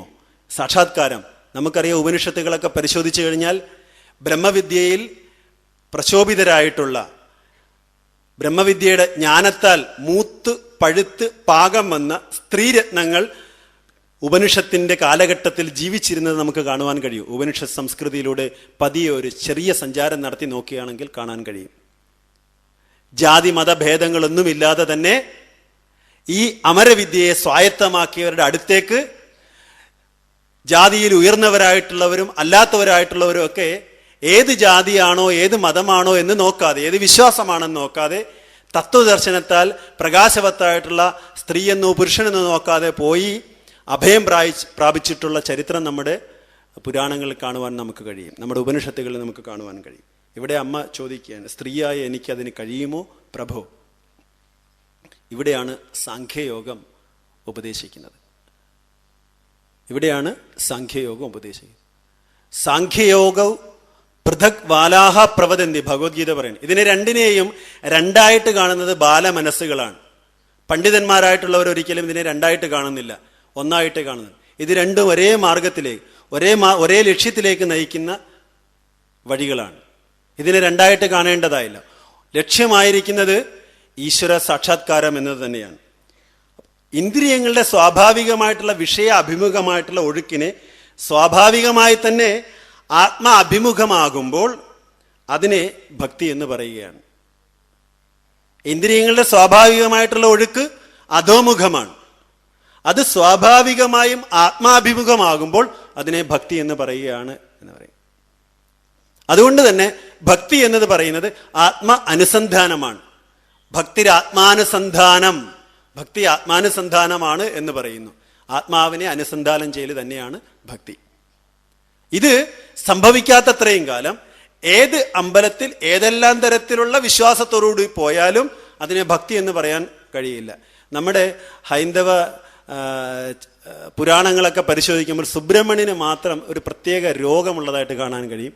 ഇവിടെ സുബ്രഹ്മണ്യ ഭക്തന്മാരാരെങ്കിലും ഉണ്ടെങ്കിൽ തൽക്കാലം ഇത് മറന്നോണം, എന്നെ ആക്രമിക്കുകയൊന്നും ചെയ്യേണ്ട. സുബ്രഹ്മണ്യ ഭക്തരായിട്ടുള്ള അമ്മമാർക്കും ചെറുപ്പക്കാർക്കൊക്കെ ക്രമേണ ഈ മുടി ജട പിടിക്കുന്ന അസുഖം കണ്ടിട്ടുണ്ടാവും. അത് സുബ്രഹ്മണ്യൻ്റെ ഭക്തി മൂക്കുമ്പോൾ ഇവരുടെ ഈ ജടയ്ക്ക് മൂപ്പ് കൂടി വരും, മനസ്സ് ചുരുങ്ങും. ഇത് നമ്മൾ കാണുന്നതാണ്. ഇത് രോഗമാണോ ഭക്തിയാണോ എന്നുള്ളത് പിന്നെ ചിന്തിക്കേണ്ട കാര്യമാണ്. ഇതൊന്നും തത്വത്തിൽ പറയുന്ന കാര്യങ്ങളില്ല. അത് ഹരിനാമകീർത്തനം നിത്യം പാരായണം ചെയ്യുന്നുണ്ട്. തത്വത്തിനുള്ളിൽ ഉദയം ചെയ്തിടുന്ന പൊരുൾ, അങ്ങനൊരു പൊരുൾ നമുക്ക് വേണ്ട. നമുക്കിവിടെ വേറെ പലതൊക്കെയാണ് ആവശ്യമെന്ന് ചിന്തിക്കുന്നവരാണ് ഈ പ്രവചനവും ഈ പ്രാർത്ഥനയൊക്കെ ആയിട്ട് നടന്നുകൊണ്ടിരിക്കുന്നത്. അപ്പൊ തത്വത്തിന്റെ ഉള്ളിലുള്ള ആ പൊരുളാകുന്ന പരമാത്മാവിനെ അറിയണമെന്നുണ്ടെങ്കിൽ ചെറിയ ചെറിയ ദേവതാ വിശ്വാസങ്ങളിലൂടെ ഉണ്ടാക്കിയെടുക്കുന്ന മനോരോഗത്തിന് അപ്പുറത്ത്, അത്തരത്തിലുള്ള വൈറസിന് അപ്പുറത്തേക്ക്, ഇന്നിപ്പം മനോരോഗം എന്ന് പറയുന്നത് വൈറസ്, എല്ലാത്തിനും വൈറസാണ്. Computer virus, mobile virus, food virus. അപ്പം എല്ലാം വൈറസ് ആയതുകൊണ്ട് നമുക്ക് ആധുനിക പദം തന്നെ ഉപയോഗിച്ചാൽ ഈ വൈറസ് എന്ന രോഗത്തിലേക്ക് നമുക്ക് പോകണ്ട. നമുക്ക് വേണ്ടത് ശരിയായ ആത്മാനുസന്ധാനമാണ്. ഉള്ളിലുള്ള ആത്മാവിനെ പിന്തുടരൽ എന്നുള്ള അർത്ഥത്തിൽ കപില മഹർഷി അമ്മയോട് പറയാണ്, അമ്മ ഇതിൻ്റെ പ്രാരംഭമായിട്ട് വേണ്ടത് ഭക്തിയാണ്. അത് ആത്മാനുസന്ധാനമാണ്. ഈ ഭക്തി അഗ്നി വിറകിനെ എന്ന പോലെ അജ്ഞാനത്തെ നശിപ്പിക്കുന്നു. അതാണ് മോക്ഷം. അഗ്നി എങ്ങനെയാണോ വിറകിനെ നശിപ്പിക്കുന്നത്, അതുപോലെ തന്നെ ഈ ഭക്തി നമ്മുടെ അറിവില്ലായ്മയെ, അജ്ഞാനത്തെ നശിപ്പിച്ചു കളയുന്നു. അപ്പം അതുകൊണ്ട് അറിവില്ലായ്മയെ സമ്പൂർണമായിട്ട് നശിപ്പിക്കുവാൻ പര്യാപ്തമായ ജ്ഞാനത്തിനു തുല്യമായ ഒരു അഗ്നിയെ ഉണ്ടാക്കിയെടുക്കണം. ഭക്തിയാകുന്ന അഗ്നി അത് ആളിക്കത്താൻ തുടങ്ങുമ്പോൾ, ഈ ഭാഗത്ത് തന്നെ പറയുന്നുണ്ട്, ഭക്ഷണത്തെ ദഹിപ്പിക്കുന്ന ജഡരാഗ്നി പോലെ ഈ ജ്ഞാനാഗ്നി അറിയണമെന്നുള്ള ആഗ്രഹത്തോടുകൂടി, ആത്മാർത്ഥമായ ആഗ്രഹത്തോടുകൂടി ഒരാൾ പരിശ്രമിക്കുകയാണെങ്കിൽ അയാൾ സ്വാഭാവികമായിട്ടും ഈ ഈശ്വരപ്രകാശം വളർന്നു വരിക തന്നെ ചെയ്യും. അയാളുടെ സകല പ്രവൃത്തികളിലും സകല സമയത്ത് ഉറക്കത്തിൽ പോലും ഈ സാന്നിധ്യത്തെ അനുഭവിക്കാൻ അയാൾക്ക് കഴിയും. അയാളുടെ ഊണിലും ഉണർവിലും ഉറക്കത്തിലും ഒക്കെ തന്നെ ഈ സാമീപ്യം അയാൾക്ക് ഒരു ശാന്തിയും സമാധാനവും പ്രദാനം ചെയ്യുക തന്നെ ചെയ്യും. ഇതിൽ അയാളുടെ വിഷയങ്ങളുമായിട്ടുള്ള ബന്ധങ്ങളെല്ലാം തന്നെ സംഘമില്ലാതായിത്തീരും. ഈ ആധുനിക യുഗത്തിൽ ഇതിവിടെ വളരെ പ്രസക്തമായൊരു കാര്യമാണ്. ആധുനിക ജീവിത പ്രശ്നങ്ങൾക്ക് പരിഹാരമായിട്ട് നമുക്ക് പകരം വെക്കുവാനുള്ളത് ഈ ആന്തരിക വിശുദ്ധിയാണ്. ഈ ഉള്ളിലുള്ള ആത്മാവിൻ്റെ പ്രകാശമാണ് ഇവിടെ ഇന്ന് സർക്കാരും സർക്കാരധിഷ്ഠിത സ്ഥാപനങ്ങളിലൂടെയെല്ലാം മാറി മാറി വരുന്ന ഭരണാധികാരികളെല്ലാം കൂടെ അടിച്ചേൽപ്പിക്കുന്ന ഈ അന്ധത മുഴുവൻ ദൂരീകരിക്കാൻ ഒരൊറ്റ പരിഹാരമേ ഉള്ളൂ: ആത്മപ്രകാശത്തെ വർദ്ധിപ്പിക്കുക. നിഷ്കളങ്കമായ മനസ്സും അതിലൂടെ ഉണ്ടായി വരുന്ന ആത്മപ്രകാശത്താൽ നമ്മുടെ ഹൃദയത്തിലെയും സമൂഹത്തിലെയും സകലവിധ അസ്വസ്ഥതകളെയും ദൂരീകരിക്കുക. ഇനി ഈ സാഖ്യയോഗത്തിൽ പ്രകൃതി പുരുഷൻ എന്ന് പറയുന്ന 2 പദങ്ങൾ പ്രത്യേകം വരുന്നുണ്ട്. പുരുഷൻ ഇത് ഗഹനമായ ഒരു വാക്കായിട്ട് കാണണമെന്നില്ല. പലപ്പോഴും ഋഷിമാർ തത്വത്തെ ബോധ്യപ്പെടുത്തുവാൻ ശ്രമിക്കുമ്പോൾ പലതരത്തിലുള്ള കഥകളും ഉപമകളും കൊണ്ടുവരാറുണ്ട്. ഈ ഉപമകളിലൂടെയും കഥകളിലൂടെയും അവർ നമ്മെ ബോധ്യപ്പെടുത്തുവാൻ ശ്രമിക്കുന്നത് ഈ തത്വത്തെയാണ്. അതുകൊണ്ടാണ് പുരുഷൻ പ്രകൃതി എന്ന 2 പദത്തെ കൊണ്ടുവരുമ്പോഴും പുരുഷന്റെയും പ്രകൃതിയുടെയും പുറകെ പോയേക്കാം എന്ന് വിചാരിച്ച് കിട്ടാവുന്ന പുരുഷ പദങ്ങളുള്ള പുസ്തകങ്ങളെല്ലാം വാങ്ങിച്ച് പഠിച്ചേക്കാം എന്ന് വിചാരിച്ചു കഴിഞ്ഞാൽ പോച്ച്, അതോടെ ജീവിതം പോച്ച്. വേണ്ട, ഇനി പ്രകൃതി, മറ്റൊരർത്ഥത്തിൽ പ്രകൃതിയെ സ്ത്രീ എന്ന് പറയാറുണ്ട്. അതുകൊണ്ട് പ്രകൃതി എന്നുള്ള തൽക്കാലം ഞാൻ നിർത്തി. സ്ത്രീയുടെ പുറകെ പോയേക്കാന്ന് വെച്ചാൽ അതോടെ ജീവിതം പോച്ച്. പലരും പറയാറുണ്ട്, ഞാൻ കല്യാണം കഴിച്ച സമയത്ത് നിനക്ക് എന്നോട് ഭയങ്കര ഇഷ്ടമായിരുന്നു, പക്ഷെ ഇപ്പം യാതൊരു വിധത്തിൽ ഇഷ്ടവും കാണുന്നില്ല. ഇപ്പോഴാണ് എനിക്ക് മനസ്സിലായത് നിൻ്റെ യഥാർത്ഥ സ്വരൂപം എന്താണെന്നുള്ളത്. ആദ്യം ഞാൻ നിന്റെ ബാഹ്യസ്വരൂപമാണ്, പക്ഷെ അകത്തൊരു ഭദ്രകാളി ഇരിപ്പുണ്ടെന്നുള്ളതിനെക്കുറിച്ച് ഞാൻ അറിഞ്ഞതേയില്ല. അതുകൊണ്ട് പ്രകൃതിയുടെ പുറകെ പോകുന്നത് സൂക്ഷിച്ച് വേണം. അത് ഒരു പക്ഷേ നമ്മൾ ഈ നാരായണത്രാന്തനെ പോലെ കഴിവുണ്ടെങ്കിൽ കുഴപ്പമില്ല. അദ്ദേഹം ജ്ഞാനത്താൽ ജാജ്വല്യമാനായി നിന്നതുകൊണ്ട് ഭദ്രകാളി വന്ന് ചോദിച്ചപ്പോൾ വേണമെങ്കിൽ അവിടുന്ന് പൊക്കോ, എനിക്കിവിടെ കിടന്നുറങ്ങണമെന്ന് പറഞ്ഞു. അവസാനം ഭദ്രകാളി തോറ്റിട്ട് വരം കൊടുക്കുകയാണ്. അതാണ് അതുപോലെ ഉൾക്കരുത്തുള്ള ഒരാളാണ്, ഒരു പുരുഷനാണെങ്കിൽ പ്രശ്നമില്ല. പക്ഷെ ഇവിടെ നമുക്കിവിടെ ഈ പുരുഷൻ എന്നും പ്രകൃതി എന്ന പദങ്ങളുടെ പിറകെ അല്ല പോകേണ്ടത്. അത് ഉദ്ദേശിക്കുന്നത് എന്താണ്? പുരുഷൻ എന്നാൽ പരമാത്മാവ്, എല്ലാത്തിലും നിറഞ്ഞു നിൽക്കുന്ന പരമചൈതന്യത്തെയാണ് ഇവിടെ പുരുഷൻ എന്നതുകൊണ്ട് ഉദ്ദേശിക്കുന്നത്. സകലത്തിലും നിറഞ്ഞു നിൽക്കുന്ന പരമചൈതന്യം. ആ പ്രകാശത്താൽ പുരുഷന്റെ പ്രകാശത്താൽ പ്രകൃതി പ്രകാശിക്കുകയാണ്. അതിനെ വേണമെങ്കിൽ നമുക്ക് മായ എന്ന് പറയണം. ഭാര്യയുടെ പേരല്ല, മായ. എടി നിന്നെക്കുറിച്ച് ഇതേ സ്വാമി പറയുന്നുണ്ടെന്ന് ചിലപ്പോൾ ഇവിടെ ആരെങ്കിലും ഇരിപ്പുണ്ട്. അങ്ങനെയുള്ള മായയെക്കുറിച്ചല്ല നമ്മൾ പറയുന്നത്. മായ എന്ന് പറഞ്ഞാൽ നമ്മളെ മോഹിപ്പിക്കുന്നത്, നമ്മെ സത്യത്തിൽ നിന്ന് അകറ്റി കൊണ്ടുപോകുന്ന വിഷയങ്ങളോട് ചേർന്ന് നിന്ന് നമ്മെ ആകർഷിക്കുന്ന ഒന്നിനെയാണ് മായ എന്നുകൊണ്ട്. ഒരുപക്ഷെ നമ്മുടെ മനസ്സിൻ്റെ വികലമായ സംസ്കരിക്കപ്പെടാത്ത മറ്റൊരു ഭാവമാവാം ഈ മായ. പക്ഷെ അതിനെ അതിജീവിക്കാൻ കഴിയുമെങ്കിൽ പുരുഷൻ എന്ന് പറയുന്ന ആ തത്വത്തിന് ബലം കൂടിയേ പറ്റൂ. ആത്മപ്രകാശത്തിന് ആത്മബലം കൂടുമ്പോഴാണ് ഈ മായയ്ക്ക് ബലമില്ലാതാകുന്നത്, ഇതിന് മൂല്യമില്ലാതാകുന്നത്. നമ്മൾ പലരും ഇവിടെ ഇരിക്കുന്ന ബഹുഭൂരിപക്ഷം ആൾക്കാരും ജ്യോതിഷത്തിലും തന്ത്രത്തിലൊക്കെ വിശ്വസിക്കുന്നവരായിരിക്കാം. പക്ഷെ ഇവിടെ ജ്യോതിഷാദി തന്ത്ര ആദികളെ മുഴുവൻ അത്തരത്തിൽ പൂർണ്ണമായിട്ടും എടുക്കണമെന്ന അർത്ഥത്തിലല്ല. ഏതിനാണോ മൂല്യം കൂടുന്നത് അപ്പോൾ മൂല്യം കുറവുള്ളതായിട്ട് തീരുന്നതിന് നമ്മൾ മാറ്റുകയാണ് ചെയ്യുന്നത്. ആത്മാവിലേക്ക് മൂല്യം കൂടുമ്പോൾ, ആത്മാവിൽ മൂല്യം വർദ്ധിക്കുമ്പോൾ താന്ത്രിക പൂജാദികളിലും ജ്യോതിഷാദികളിലും നമുക്ക് വിശ്വാസം പതിയെ പതിയെ കുറഞ്ഞു വരിക തന്നെ ചെയ്യും. കാരണം ഏറ്റവും മൂല്യവത്തായ അമൂല്യവത്തായ ഒന്നിനോടൊത്താണ് ഞാൻ ജീവിക്കുന്നതെങ്കിൽ. ഒരു സന്യാസി ഒരു കാടിൻ്റെ അരികിൽ തപസ് ചെയ്യുകയാണ്. അപ്പോൾ കാട്ടിൽ ദിനവും പോയി വിറവ് കെട്ടിക്കൊണ്ടുവരുന്ന ഒരാളോട് സഹതാപം തോന്നിയിട്ട് അദ്ദേഹം പറഞ്ഞ്, ഇവിടുന്ന് നീ ഈ ചെറിയ പേട്ട് മരം ഒന്നും വെട്ടി വിറ്റ് കൊണ്ടുപോയി ജീവിക്കേണ്ട ആവശ്യമില്ല. നിനക്ക് ഞാൻ ഒരു ചന്ദനത്തോപ്പ് കാണിച്ചു തരാം. നീ ഇവിടുന്ന് ഇത്ര കിലോമീറ്റർ ഉള്ളിലേക്ക് പോയി കഴിഞ്ഞാൽ ഒരു ചന്ദനത്തോപ്പാണ്. അദ്ദേഹത്തിന് ഭയങ്കര സന്തോഷം. അവനകത്ത് പോയി ചന്ദനം വിറ്റ് ഭയങ്കരമായിട്ട് പണം ഉണ്ടായി. അപ്പോൾ വീണ്ടും ഈ സന്യാസിക്ക് ഒരു കാരുണ്യം തോന്നി. അദ്ദേഹം പറഞ്ഞ്, എടാ മോനെ, ഈ ചന്ദനത്തോപ്പിനേക്കാൾ അമൂല്യമത്തായ മറ്റൊന്നുണ്ട്. 2 കിലോമീറ്റർ ഉള്ളിലേക്ക് പോവുക, ഒരു വെള്ളിയുടെ ഒരു ഖനിയാണ്. അപ്പം അങ്ങനെ വെള്ളി, സ്വർണം, രത്നങ്ങളുടെ ഒരു കലവറ തന്നെ കാണിച്ചു കൊടുത്തു. അദ്ദേഹത്തിന് ഭയങ്കര സന്തോഷമായി. അങ്ങനെ പണക്കാരനായി ഇഷ്ടം പോലെ സ്ഥലം വാങ്ങി, ഒത്തിരി ബംഗ്ലാവുകളെല്ലാം വെച്ച്. പക്ഷെ ഒരു സംശയം, ഇതെല്ലാം അറിയാവുന്ന ഇയാൾ എന്തുകൊണ്ടാണ് ഈ കുടിൽ ഇങ്ങനെ ഒരു നേരത്തെ ഭക്ഷണം മാത്രം കഴിച്ചുകൊണ്ട് കഴിയുന്നത്? അങ്ങനെയാണെങ്കിൽ ഇയാൾക്ക് ഇത് പോയി സ്വീകരിച്ചു കൂടായിരുന്നു? അങ്ങനെ ഉറക്കം വരാത്ത രാത്രികൾ പലത് കഴിഞ്ഞുകൂടി, ഇത്രയൊക്കെ സമ്പാദിച്ചിട്ടും. അങ്ങനെ അദ്ദേഹം ഒരു ദിവസം രാത്രി ഉറക്കം വരാതെ അസ്വസ്ഥനായി അദ്ദേഹത്തിൻ്റെ ഏറ്റവും വില കൂടിയ കാറിൽ ആശ്രമ പരിസരത്തെത്തി സ്വാമിയുടെ കാൽക്കൽ സാഷ്ടാംഗം പ്രണമിച്ചിട്ട് പറഞ്ഞ്, പ്രഭു, എനിക്കൊരു സംശയം, ഇനിയും നിനക്ക് ആവശ്യം, ഇനി ഖനി ഉള്ളതായിട്ട് എനിക്കറിയില്ല, അറിയാവുന്നല്ല ഞാൻ പറഞ്ഞു തന്നു കഴിഞ്ഞ്, ഇനി എന്താ നിനക്ക് വേണ്ടത്? അല്ല പ്രഭു, ഇതൊക്കെ അറിയാവുന്ന അങ്ങ് എന്തുകൊണ്ടാണ് ഈ ദരിദ്രനായിട്ട് ഈ കുടിൽ ഇവിടെ കഴിയുന്നത്? അദ്ദേഹം പറയണ, മകനെ, ഇതിനേക്കാൾ മൂല്യവത്തായ ഒന്നിനെ എൻ്റെ ഉള്ളിലുണ്ട്. അതിൻ്റെ വെളിപ്പെടലിന് വേണ്ടിയാണ് ഞാനിവിടെ ഇതെല്ലാം ഉപേക്ഷിച്ച് കഴിയുന്നത്. അപ്പം ഇയാൾ ബോധം ഉള്ളവനായിരുന്നു. ബോധമുള്ള ശിഷ്യന്മാരുണ്ടാകണമെന്ന് ഏത് ഗുരു ആഗ്രഹിച്ചു പോകാറുണ്ട്. ഇല്ലെങ്കിൽ നമുക്ക് കഥകളിലൊക്കെ അറിയാം, ബോധമില്ലാത്ത ശിഷ്യന്മാർ ഗുരുവിന് വരുത്തി വെക്കുന്ന വിനകൾ. ഇവിടെ ഈ ബോധവാനായ ശിഷ്യനോട് ഗുരു പറഞ്ഞു, മകനെ, അതിനേക്കാൾ മൂല്യവത്തായ ഒന്ന് എൻ്റെ ഹൃദയത്തിലുണ്ട്, ഉള്ളിലുണ്ട്. അതിൻ്റെ വെളിപ്പെടലിന് വേണ്ടി, അതിനെ അറിയാൻ വേണ്ടിയാണ് ഞാനിവിടെ കാത്തിരിക്കുന്നത്. അയാൾക്കത് മനസ്സിലായി.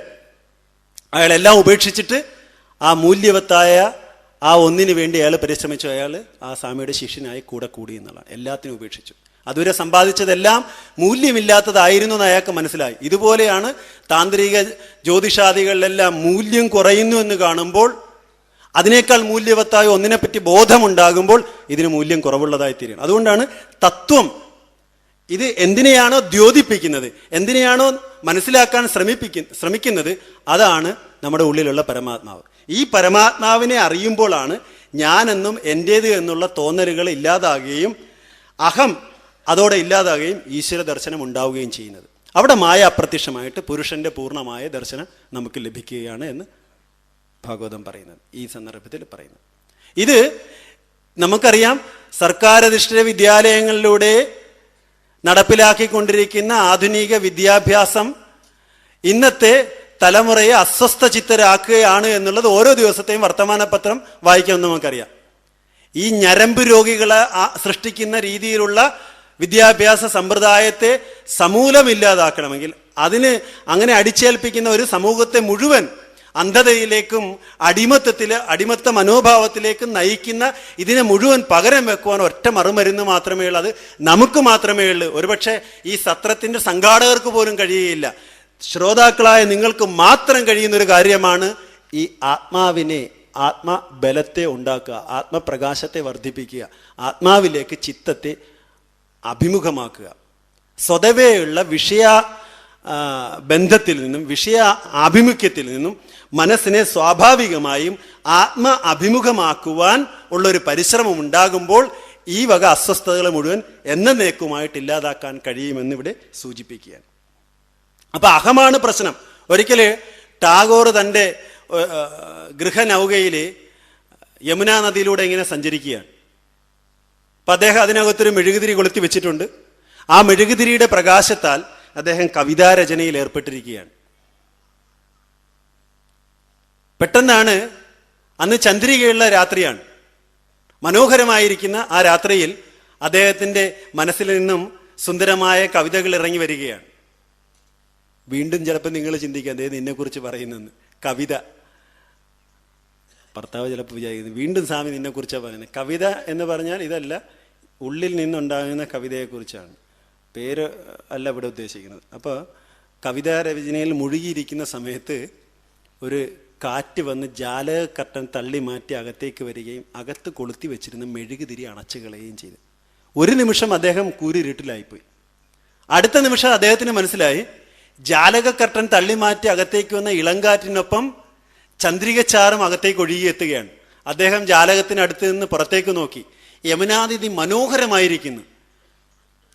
ചെറിയ കുഞ്ഞലകളിൽ ഈ പൗർണമിയുടെ വെളിച്ചം വന്ന് തട്ടിയിട്ടുണ്ടാകുന്ന മനോഹാരിതയിൽ അദ്ദേഹം മയങ്ങി പോവുകയാണ്. അദ്ദേഹത്തിൻ്റെ മനസ്സ് കുറെ കൂടെ ഉണരുകയുണ്ടായി. അപ്പോൾ ഒരു കാര്യം അദ്ദേഹത്തിന് ബോധ്യമായി, അഹങ്കാരമാകുന്ന മെഴുകുതിരി അണഞ്ഞപ്പോൾ ഈ വിശ്വചൈതന്യത്തെ മനസ്സിലാക്കാൻ അദ്ദേഹത്തിന് അവസരമുണ്ടായി. ഇതാണ് കപില മഹർഷി ഇവിടെ ഉദ്ദേശിക്കുന്നത്. അഹങ്കാരത്തെ അണച്ചു കളയുക, അഹങ്കാരത്തെ എന്നേക്കുമായിട്ട് ഇല്ലാതാക്കുക. അപ്പോൾ വിശ്വചൈതന്യത്തെ, നമ്മെ നിലനിർത്തുന്ന, നമുക്കെല്ലാം തന്നുകൊണ്ടിരിക്കുന്ന ഈ പരമാത്മാവിനെ നമുക്ക് സമ്പൂർണമായിട്ട് ദർശിക്കാൻ കഴിയുന്നത് ഈ അഹങ്കാരമെന്ന അഹംഭാവത്തെ സമ്പൂർണമായിട്ട് ഇല്ലാതാക്കാൻ കഴിയുന്ന ആ ക്ഷണത്തിൽ ഒരുപക്ഷെ കൂരിരുൾ വന്ന് നിറയുമെങ്കിലും അടുത്ത ക്ഷണം വിശ്വചൈതന്യത്തെ നമുക്ക് ബോധ്യപ്പെടുവാൻ കഴിയും, മനസ്സിലാക്കാൻ കഴിയും. ഇതാണ് ഇവിടെ ഉദ്ദേശിക്കുന്നത് കപില മഹർഷി. അഹത്തെ സമ്പൂർണമായിട്ട് ഇല്ലാതാക്കുക, അഹങ്കാരമില്ലാതെ ജീവിക്കാനാവും.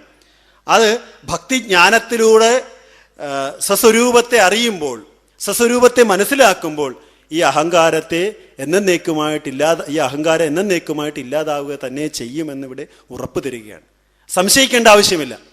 ഏറ്റവും മൂല്യവത്തായിട്ടുള്ള ആ പരമാത്മ ചൈതന്യത്തെ ഉള്ളിൽ അറിയാൻ തുടങ്ങുന്ന ഒരു ഗൃഹസ്ഥന്, ഒരു സാധകന്, ആരായാലും അയാൾക്കപ്പോൾ തന്നെ ബാക്കിയെല്ലാം മൂല്യമില്ലാത്തതാണ്, വില കുറഞ്ഞതാണ് എന്ന് മനസ്സിലാക്കാൻ കഴിയും. അപ്പൊ അതുപോലെ ഈ ഭക്തി നമ്മെ കൊണ്ടെത്തിക്കുന്നത് ജ്ഞാനത്തിലേക്കാണ്, എല്ലാം ഈശ്വരനാണ് എന്നുള്ള ജ്ഞാനത്തിലേക്ക്.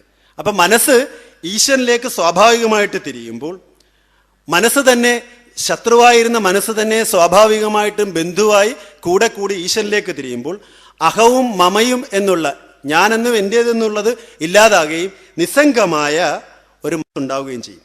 ഇതിനെ ഒരുപക്ഷെ ഈ മനസ്സുണ്ടായി വരുന്നത് തന്നെ സത്സംഗത്തിലൂടെയാവും. അതും ഇവിടെ സൂചിപ്പിക്കുന്നുണ്ട്. സത്സംഗത്തിലൂടെ, സത്തുക്കളുമായിട്ടുള്ള സംഘത്തിലൂടെ ഇത് ലഭിക്കും. അതുകൊണ്ട് അവർക്ക് വേണ്ട പരിചരണങ്ങളെല്ലാം ചെയ്തു കൊടുക്കണം എന്നാണ്. സത്തുക്കളായിട്ടുള്ള സന്യാസിമാരിലൂടെ, ജ്ഞാനികളായിട്ടുള്ളവർ, അവർക്ക് വേണ്ടതെല്ലാം. ഒരു ഉത്തമ ഭക്തനും ജ്ഞാനി തന്നെയാണ്, അയാൾക്കും സേവകൾ ചെയ്യുക. അതുകൊണ്ടാണ് ശബരിമല തീർത്ഥാടകരായിട്ട് പോകുന്നവർക്ക്, തീർത്ഥാടനത്തിന് പോകുന്നവർക്ക് നമ്മൾ എന്തെങ്കിലുമൊക്കെ ചെയ്തു കൊടുക്കുന്നത് പ്രയോജനം ഉദ്ദേശിച്ചിട്ടല്ല. ഭക്തന്മാരെ ശുശ്രൂഷിക്കുന്നതിലൂടെ ഭക്തി വർദ്ധിക്കുക. അമർനാഥ് തീർത്ഥാടന വേളയിലെല്ലാം മുസ്ലിങ്ങൾ ഉൾപ്പെടെയുള്ള തദ്ദേശവാസികളായിട്ടുള്ളവർ ആ തീർത്ഥാടകർക്ക് വേണ്ടതെല്ലാം ചെയ്തു കൊടുക്കാറുണ്ട്. അത് ചെയ്തു കൊടുക്കുന്നത് അവർ പ്രയോജനം ഉദ്ദേശിച്ചല്ല, അതൊരു സംസ്കാരത്തിൻ്റെ ഭാഗമാണ്. അങ്ങനെ ഒരു കാലഘട്ടത്തിൽ അതൊക്കെ ചെയ്ത് അവരിൽ അടഞ്ഞുകൂടിയിരിക്കുന്ന എല്ലാ അഴുക്കുകളെ ഇല്ലാതാക്കുക. അപ്പം സാധുസംഘം മൂലം ഉള്ളിലെ ആത്മജ്ഞാനത്തെ കൂടുതൽ കൂടുതൽ പ്രകാശിപ്പിക്കാൻ കഴിയും. അമ്മയ്ക്ക് ആത്മജ്ഞാനം അനുഭവിക്കാനാകുന്നത് ഇത്തരത്തിലൂടെയാണ്. സാധുക്കളെ പരിചരിക്കുന്നതിലൂടെ ഉള്ളിൽ ഈ പറഞ്ഞ അഹങ്കാര ആദികളെല്ലാം തള്ളിക്കളയുന്നതിലൂടെ അമ്മയ്ക്ക് ജ്ഞാനത്തെ അനുഭവിക്കാനായത്. അതായത് സത്സംഗം കൊണ്ട് മാത്രമാണ് ഉണ്ടാകുന്നത്. സത്സംഗത്തിലൂടെ ഉണ്ടാകുന്ന ശ്രദ്ധ, ആ ശ്രദ്ധ ടു രതി, ഈശ്വരനിൽ രതി ഉണ്ടാകുകയാണ്. ആനന്ദിക്കാനുള്ള ഒരു അഭിരമിക്കുവാനുള്ള ഒരു ത്വര ഉണ്ടാകുകയാണ്. അതിൽ നിന്നും ടു ഭക്തി, ഭക്തിയിലേക്ക് വരുന്നു. ഭക്തി ടു ചിത്തശുദ്ധി ടു മുക്തി.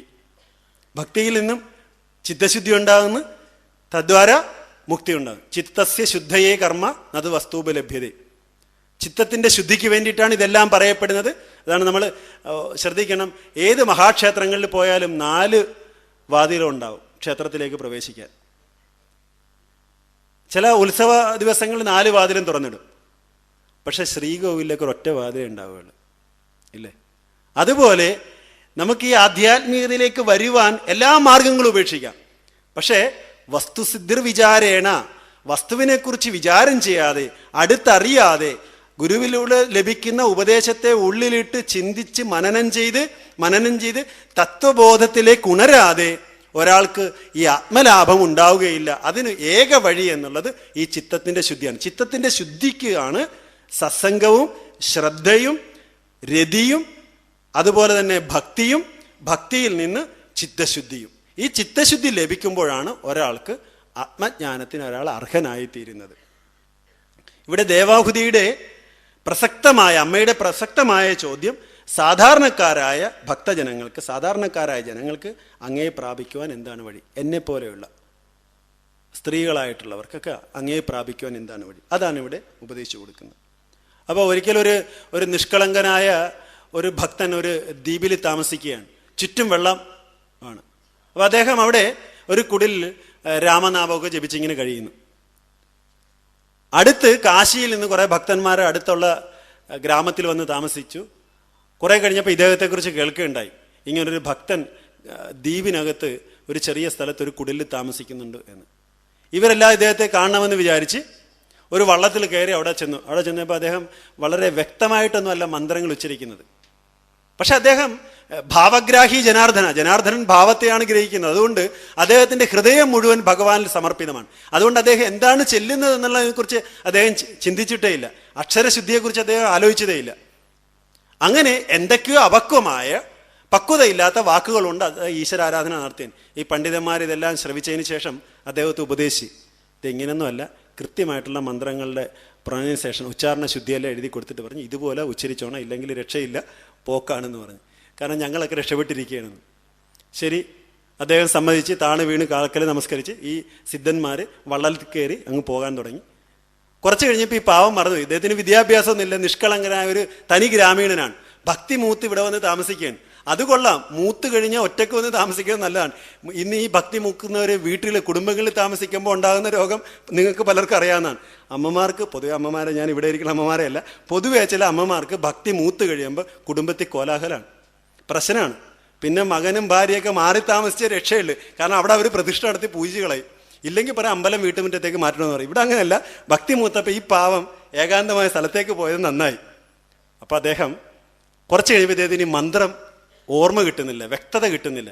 അദ്ദേഹം എന്ത് ചെയ്തു? നേരെ ഇറങ്ങി ഓടി. ആരുടെ അടുത്തേക്ക്? പണ്ഡിതന്മാർ പകുതി ദൂരം സഞ്ചരിച്ചു. അവർ കായലിൻ്റെ പകുതി ദൂരമേ എത്തിയിട്ടുള്ളൂ. അവർ വള്ളത്തിൽ പോയിക്കൊണ്ടിരിക്കുകയാണ്. ഇദ്ദേഹം വെള്ളത്തിൻ്റെ പുറകെ ഒരു ഓട്ടം. നേരെ ഈ വള്ളത്തിൽ സഞ്ചരിക്കുന്ന പണ്ഡിതന്മാരുടെ അടുത്ത് ചെന്ന് നിന്ന് എന്നിട്ട് ചോദിക്കണം, മന്ത്രം ഒന്നുകൂടെ പറഞ്ഞു തരണം, ഞാനത് മറന്നുപോയി എന്ന്. ഈ പണ്ഡിതന്മാർക്ക് ആശ്ചര്യം. ഇദ്ദേഹത്തെ അടിമുടി നോക്കുകയാണ്. ഇത് എന്ത് അത്ഭുതമാണ് ഈ കാണുന്നത്? വെള്ളത്തിന്റെ മുകളിൽ കൂടെ ഒരാൾ ഓടി വന്നിട്ട് ചോദിക്കണം, നിൽക്കുന്നതും വെള്ളത്തിന്റെ മുകളിൽ, മന്ത്രം ഒന്നുകൂടെ പറഞ്ഞു തരണം. അപ്പൊ അവർക്ക് ഈ പണ്ഡിതന്മാർക്ക് കാര്യം മനസ്സിലായി. പാണ്ഡിത്യത്തിലൊന്നും അല്ല കാര്യം, ഹൃദയവിശുദ്ധിയിലാണ്. ഈ ഹൃദയവിശുദ്ധിയാണ് അദ്ദേഹത്തിന്റെ ഭാരം ആ അഹം എന്ന ഭാവമാകുന്ന വെയിറ്റ്, ഭാരത്തെ വെള്ളത്തിനേക്കാളും കുറച്ചു കളഞ്ഞു. അതുകൊണ്ടാണ് വെള്ളം അദ്ദേഹത്തിന്റെ ഭാരത്തെ താങ്ങാൻ പ്രാപ്തമായത്. അദ്ദേഹത്തിൽ അഹം ഒട്ടുമില്ലാതായി, അത് സമ്പൂർണമായിട്ട് നിശേഷം ഇല്ലാതായി കഴിഞ്ഞു. അപ്പോൾ വെള്ളത്തിന്റെ പുറത്തൂടെ അദ്ദേഹത്തിന് നടന്നു വരാം. കാരണം അദ്ദേഹം സമ്പൂർണമായിട്ടും ഭഗവാനിൽ തൻ്റെ അഹത്തെ നിക്ഷേപിച്ച് കളഞ്ഞു, ഒടുക്കി സമ്പൂർണമായിട്ട് സമർപ്പിച്ചു. പിന്നെ ഉള്ളത് ഭഗവാൻ തന്നെയാണ്. ഭഗവാൻ എവിടെയും ആവാം, എങ്ങനെയാവാം. അപ്പം ഈ പണ്ഡിതന്മാർക്ക് മനസ്സിലായി, ഞങ്ങളുടെ പാണ്ഡിത്യമൊന്നുമല്ല കാര്യം, നിഷ്കളങ്കമായൊരു ഹൃദയമാണ്. ഇവിടെ കപില മഹർഷി അതാണ് ഉദ്ദേശിച്ചത്. അമ്മേ, ഈ നിഷ്കളങ്കമായ ഹൃദയം ഉണ്ടാക്കിയെടുക്കലാണ് ശരിയായ രീതിയിലുള്ള ചിത്തശുദ്ധി കൊണ്ട് ഉദ്ദേശിച്ചത്. ആ ഒരു വഴി മാത്രമേ ഉള്ളൂ സാധാരണക്കാരായിട്ടുള്ള ജനങ്ങൾക്ക് ഈശ്വരിൽ എത്തിച്ചേരാൻ. ഈ ഒരേ ഒരു വഴി മാത്രമേ ഉള്ളൂ നിഷ്കളങ്കമായ പ്രേമം, പരമമായിട്ടുള്ള ഭക്തി. ഈ ഇത്തരം ഭക്തിയാണ് ഒരാളെ മുക്തിയിലേക്ക് നയിക്കുന്നത്. നമ്മളിലെല്ലാം കുടികൊള്ളുന്ന, എല്ലാ ചരാചരങ്ങളിലും കുടികൊള്ളുന്ന മുൻപ് പറയപ്പെട്ട പുരുഷൻ, പ്രകൃതി പുരുഷൻ എന്നുള്ളതിൽ പുരുഷൻ എല്ലാ ചരാചരങ്ങളിലും വ്യാപിച്ചിരിക്കുകയാണ്. അനാദിയായിട്ടുള്ള ശാശ്വതമായ ആത്മതത്വമായ ഈ പുരുഷൻ എല്ലാവരിലും വ്യാപിച്ചിരിക്കുകയാണ്. അതുകൊണ്ട് തന്നെ നമ്മളെ ബാധിച്ചിരിക്കുന്ന രണ്ട് ദോഷശക്തികളെക്കുറിച്ച് ഇതിൽ പ്രതിപാദിക്കുന്നുണ്ട്. ആവരണ ശക്തി എന്നും വിക്ഷേപശക്തിയും. പ്രകൃതിയുടെ പ്രബലങ്ങളായ രണ്ട് കർമ്മ നിയമങ്ങളാണ് നിർമ്മിക്കപ്പെട്ടതാണ് ഈ ആവരണ വിക്ഷേപശക്തി. ഇതിനെ രണ്ടിനെയും കളയണം. ഇത് നമ്മെ എപ്പോഴും ഈശ്വരിൽ നിന്ന് അകറ്റിക്കൊണ്ടുപോകുന്നതാണ്. നിങ്ങൾ പോലും അറിയാതെ നിങ്ങളുടെ വീടിൻ്റെ മുറ്റത്ത് നട്ടു വളർത്തുന്ന ഒരു തേന്മാവിൻ തൈ എവിടുന്നോ കിട്ടിയ നല്ല മധുരമുള്ള ഒരു മാമ്പഴം നിങ്ങൾക്ക് കിട്ടി. അത് കിളിർപ്പിക്കുവാൻ വേണ്ടി നിങ്ങൾ അതിൻ്റെ കായിനെ, ഫലത്തെ സൂക്ഷിച്ചു കൊണ്ടുവന്ന് നിങ്ങളുടെ വീട്ടുമുറ്റത്ത് വച്ച് വളർത്തുകയാണ്. നിങ്ങൾ ശ്രദ്ധിക്കാതിരുന്നാലോ, വേറെ ഏതെങ്കിലും കാട്ടുവള്ളി പടർന്നു കയറി അതിൻ്റെ വളർച്ച മുരടിപ്പിച്ച് കളഞ്ഞാലോ, നശിപ്പിച്ച് കളഞ്ഞാലോ, അല്ലെങ്കിൽ ആടുമാടുകൾ കടിച്ചു കളഞ്ഞാലോ, അതോടെ ആ മാവ് പിന്നെ വളരുകയില്ല, അത് നശിച്ചു പോകും. ഇതുപോലെ നിങ്ങളറിയാതെ നിങ്ങളുടെ ഉള്ളിലുള്ള ആത്മതത്വമാകുന്ന ഈ തേന്മാവിനെ, വളർച്ചയെ മുഴുവൻ ഇല്ലാതാക്കുന്ന സമൂഹത്തിലെ തിന്മകളാകുന്ന കാട്ടുവള്ളികൾ വരിഞ്ഞ് മുറുക്കി നിങ്ങളുടെ ജീവിതത്തെ മുഴുവൻ, അതാണ് ഈ ആവരണ വിക്ഷേപ ശക്തികൾ. ഇത് നിങ്ങളറിയാതെ നിങ്ങളുടെ മനസ്സിൽ ഇരിക്കുകയും ഇത് നിങ്ങളുടെ ആത്മാവിൻ്റെ വളർച്ചയെ, നിങ്ങളുടെ ആത്മാവിൻ്റെ പ്രകാശത്തെ മുഴുവൻ മറച്ചു കളയുകയും ചെയ്യും. അതുകൊണ്ട് ഇത് പ്രത്യേകമായിട്ട് ശ്രദ്ധിക്കണം. ഇതിന് നാമജപവും ഭക്തിയും മാത്രമാണ് ഇതിനെ അകറ്റുവാനുള്ള പോംവഴി. കാലത്തും വൈകിട്ടും 2 സമയവും പറ്റുമെങ്കിൽ ഇപ്പം സീരിയലെല്ലാം തന്നെ കാലത്തും വൈകിട്ടും ആക്കി. അവർക്ക് കൃത്യമായിട്ടറിയാം പ്രഭാതത്തിൽ പ്രശ്നമൊന്നും ഇല്ലാതിരിക്കുകയും പ്രശ്നം ഉണ്ടാക്കാനായിട്ട് ഒരു കാലത്ത് തന്നെ സീരിയൽ വെച്ചിട്ടുണ്ട്. ഭർത്താവ് 4 ദിവസമായി വീട്ടിൽ നിന്ന് ഭക്ഷണം കഴിച്ചിട്ട് ഇവൾ ഈ TV ഇട്ടിട്ട് മുന്നിൽ നിന്ന് മാറാത്തത് കൊണ്ട് അതിയാൻ എന്തെങ്കിലും വെളിയിൽ നിന്ന് കഴിച്ചിട്ടാണേലും. പക്ഷേ ഇത് ഇന്ന് തീർന്നു പോയാൽ പിന്നെ അതോടുകൂടി ഒരമ്മ ആത്മഹത്യ ചെയ്തു എന്നാണ്. സീരിയൽ നടി ആത്മഹത്യ ചെയ്തപ്പോൾ അമ്മയെ ആത്മഹത്യ ചെയ്തു. അവൾ അഭിനയിച്ച് പൈസ വാങ്ങിച്ചിട്ടുണ്ട്, പക്ഷെ അമ്മ വിചാരിച്ച് നേരാന്നാണ്. പക്ഷെ അവനെ പിന്നൊരിക്കൽ കണ്ടപ്പം ഈ അമ്മയുടെ മക്കള് എല്ലാവരും ഉണ്ടായിരുന്നു, അവർ തല്ലിയെന്നാണ് പറഞ്ഞത്. ഈ സീരിയലിൽ ഈ ആത്മഹത്യക്ക് കാരണമായ നടനെ കൈ കിട്ടിയപ്പോൾ പൊരുതത്തില്ല, ഇടി നീ കാരണമല്ലേ അവൾ ആത്മഹത്യ ചെയ്തത്. ഏതാണ്ട് ഈ കഥയും നമ്മുടെ ജീവിതവുമായിട്ട് താതാത്മ്യം പ്രാപിക്കുന്ന രീതിയിലേക്ക് ഗൃഹാന്തരീക്ഷത്തെ കൊണ്ടുവരുവാൻ ഇന്നത്തെ TV മാധ്യമങ്ങൾക്ക് കഴിഞ്ഞിട്ടുണ്ട്. ഏതാണ്ട് സായങ്കാലത്തിൽ ഇത് തന്നെയാണ്. TV-യുടെ പുറത്ത് ഒരു വീട്ടിൽ ഞാൻ ചെന്നപ്പോൾ കണ്ടതാണ്, എൻ്റെ ഈ 2 കണ്ണും കൊണ്ട് കണ്ടതാണ്. 2 കണ്ണല്ല, പിന്നെ 4 കണ്ണുണ്ട്, ചിലർ ഇങ്ങനെ പറയാറുണ്ട്. പക്ഷെ ഞാൻ കണ്ടൊരു കാര്യമാണ്, TV പെട്ടിയുടെ പുറത്ത് തന്നെ വിളക്ക് വെച്ചിരിക്കുന്നു, അയ്യപ്പൻ്റെ പടവും വെച്ചിട്ടുണ്ട്. അപ്പം ഞാൻ ചോദിച്ചു, അതെന്താണ് ഇങ്ങനെ ചെയ്യണം, ഇത് മോശമല്ലേ, വേറെ എങ്ങും സ്ഥലമില്ലേ? അല്ല, ഈ പരസ്യം സമയത്ത് നാമം ജപിക്കാം, മറ്റേ സീരിയൽ ഇടുന്ന സമയത്ത് അതും കാണാം. 2 ഒരേ സമയം നടക്കുമല്ലോ, പിന്നെ പ്രത്യേകിച്ച് പൂജാമുറിയിലേക്ക് എഴുന്നേറ്റ് പോകണ്ടല്ലോ. പക്ഷെ ഇത് തമാശന് പറയുന്നത്, ഇത് സീരിയസ് ആയിട്ട് ഇന്ന് നടക്കുകയാണ്. അപ്പൊ പ്രഭാതവും പ്രദോഷവും 2 സമയങ്ങളിലും ചിത്തം, പ്രകൃതി ശാന്തമാകുകയാണ്. ഇവിടെ പറയപ്പെട്ട പ്രകൃതി എന്ന് പറയുന്ന മായ ഒരു സ്വാഭാവികമായിട്ട് അടങ്ങുന്ന വേളയാണ്. നമ്മുടെ ഹൃദയത്തിനും ഒരു ശാന്തി ഉണ്ടാകാറുണ്ട് വൈകുന്നേരം സമയങ്ങളിൽ. പുരുഷന്മാരാണെങ്കിൽ ഈ സമയത്താണ് അവർ പാമ്പായിട്ട് ചുരുണ്ടുകൂടുന്നത്. വീട്ടിൽ നിന്നൊരു 4 മണിക്ക് ഇറങ്ങും, പിന്നെ ഇഴഞ്ഞ് വീട്ടിൽ വരും. ഭാര്യ മകുടി ഊതി അല്ലെങ്കിൽ വല്ല എന്തെങ്കിലും എടുത്ത് പ്രഹരിച്ച് തല്ലി തളർത്തി അവിടെ ഇടും. പിറ്റേ ദിവസം കാലത്ത് തലപൊക്കി പതിയെ എഴുന്നേറ്റ് വരും. ഇത് പണക്കാരെന്നോ പാവപ്പെട്ടവരൊന്നുമില്ല, മിക്കവാറും ഇന്ന് സ്കൂൾ കുട്ടികൾ പോലും പാമ്പായി മാറുന്നുണ്ട്. എറണാകുളത്ത്, ആലുവ ആ സമയത്തിൽ കഴിഞ്ഞ 2.5 മാസത്തിന് മുമ്പ് ഒരു വാർത്ത ഞാൻ വായിക്കേണ്ടായി. കുട്ടികൾ സ്കൂളിൽ നിന്ന് കുടിച്ചിട്ട് പിടിച്ച് പുറത്താക്കിയതായിട്ട്. വീട്ടിലെ സംസ്കാരമാണ്.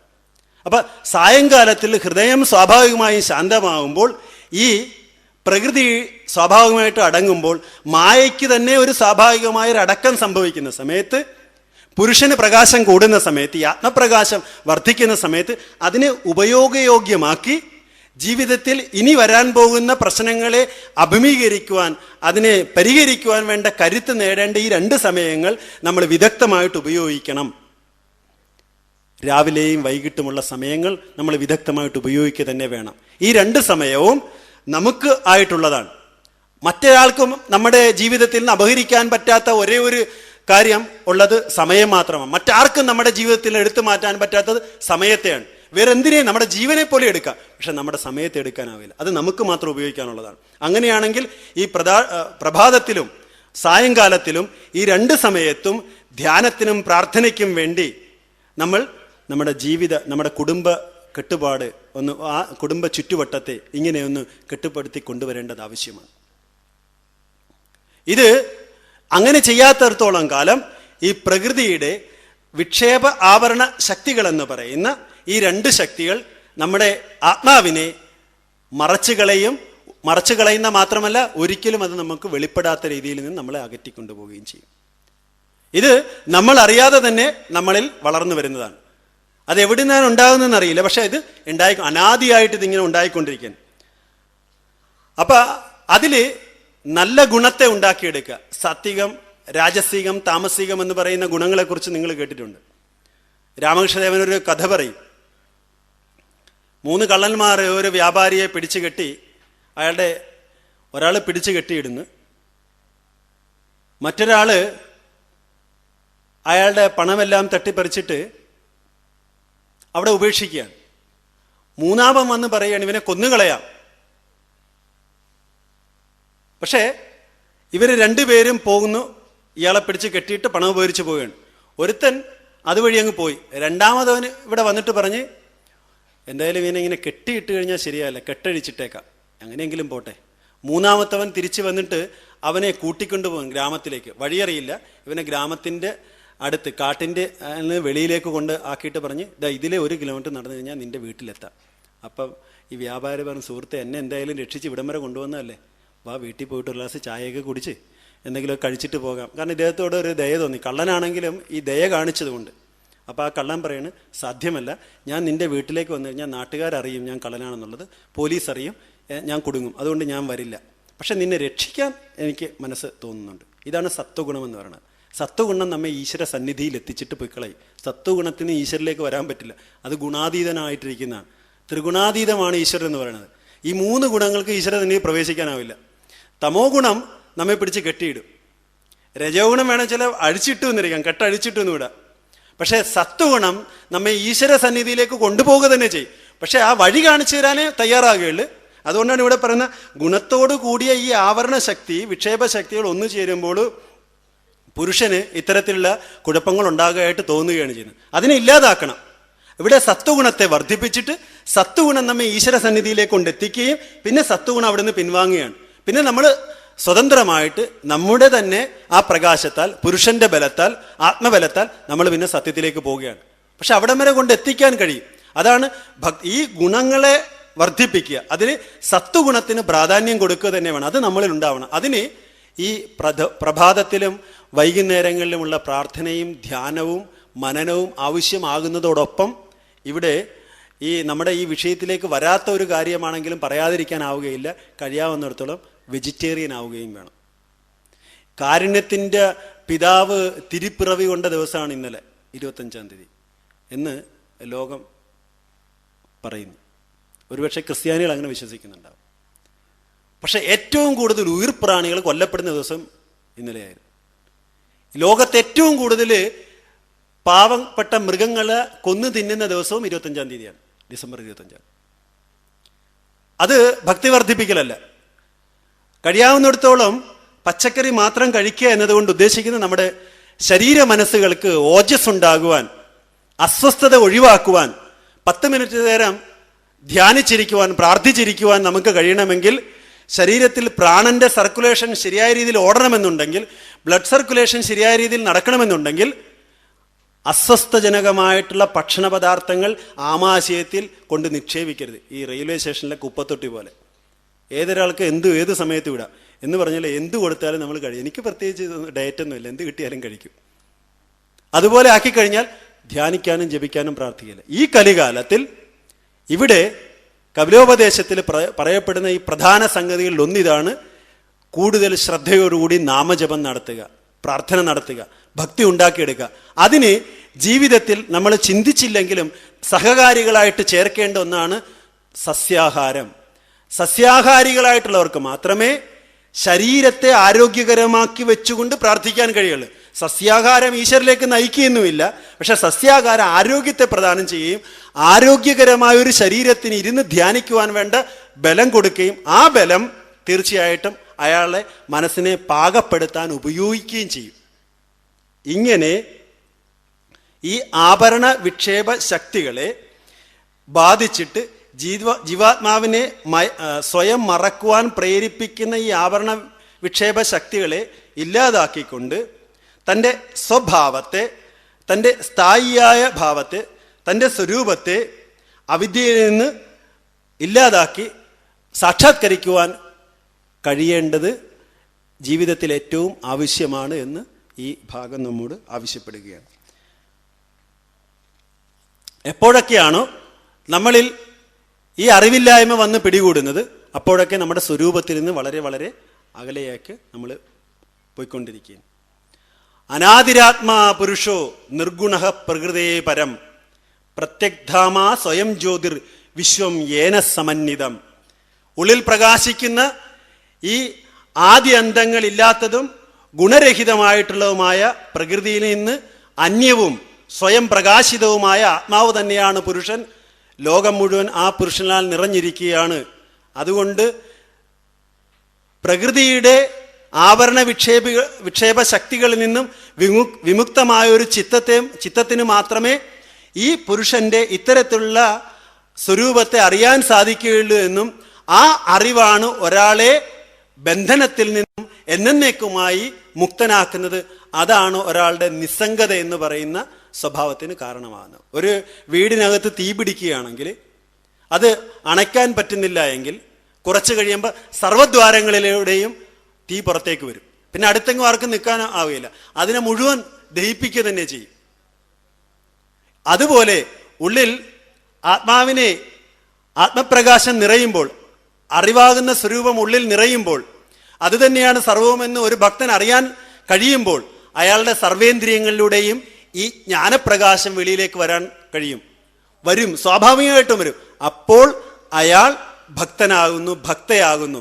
അയാളുടെ സകല പെരുമാറ്റങ്ങളിലും ശാന്തിയും സമാധാനവും ജ്ഞാനവും പ്രകാശിക്കുമ്പോൾ, പെരുമാറ്റത്തിൽ ഈ സാരല്യം, ഈ നൈർമല്യം പ്രകടമാകുമ്പോൾ ഉള്ളിൽ ഈ ആത്മാവ് ഉണ്ട് എന്നും അയാൾ സാക്ഷാത്കാരത്തിലേക്ക് വന്നുവെന്നും അയാൾ ഭക്തിമാർഗത്തിലൂടെ സഞ്ചരിക്കുന്നവനാണ് എന്നും നമുക്ക് അംഗീകരിക്കാനാവും. അയാൾക്ക് സ്വയം ബോധ്യമാകും അപ്പോൾ ഞാൻ ഭക്തൻ തന്നെയാണ് എന്ന്. കാരണം അയാൾ സകലയിടത്തും അയാളുടെ ഈ ആത്മാംശത്തെ കാണാനാവുകയാണ് ചെയ്യുന്നത്.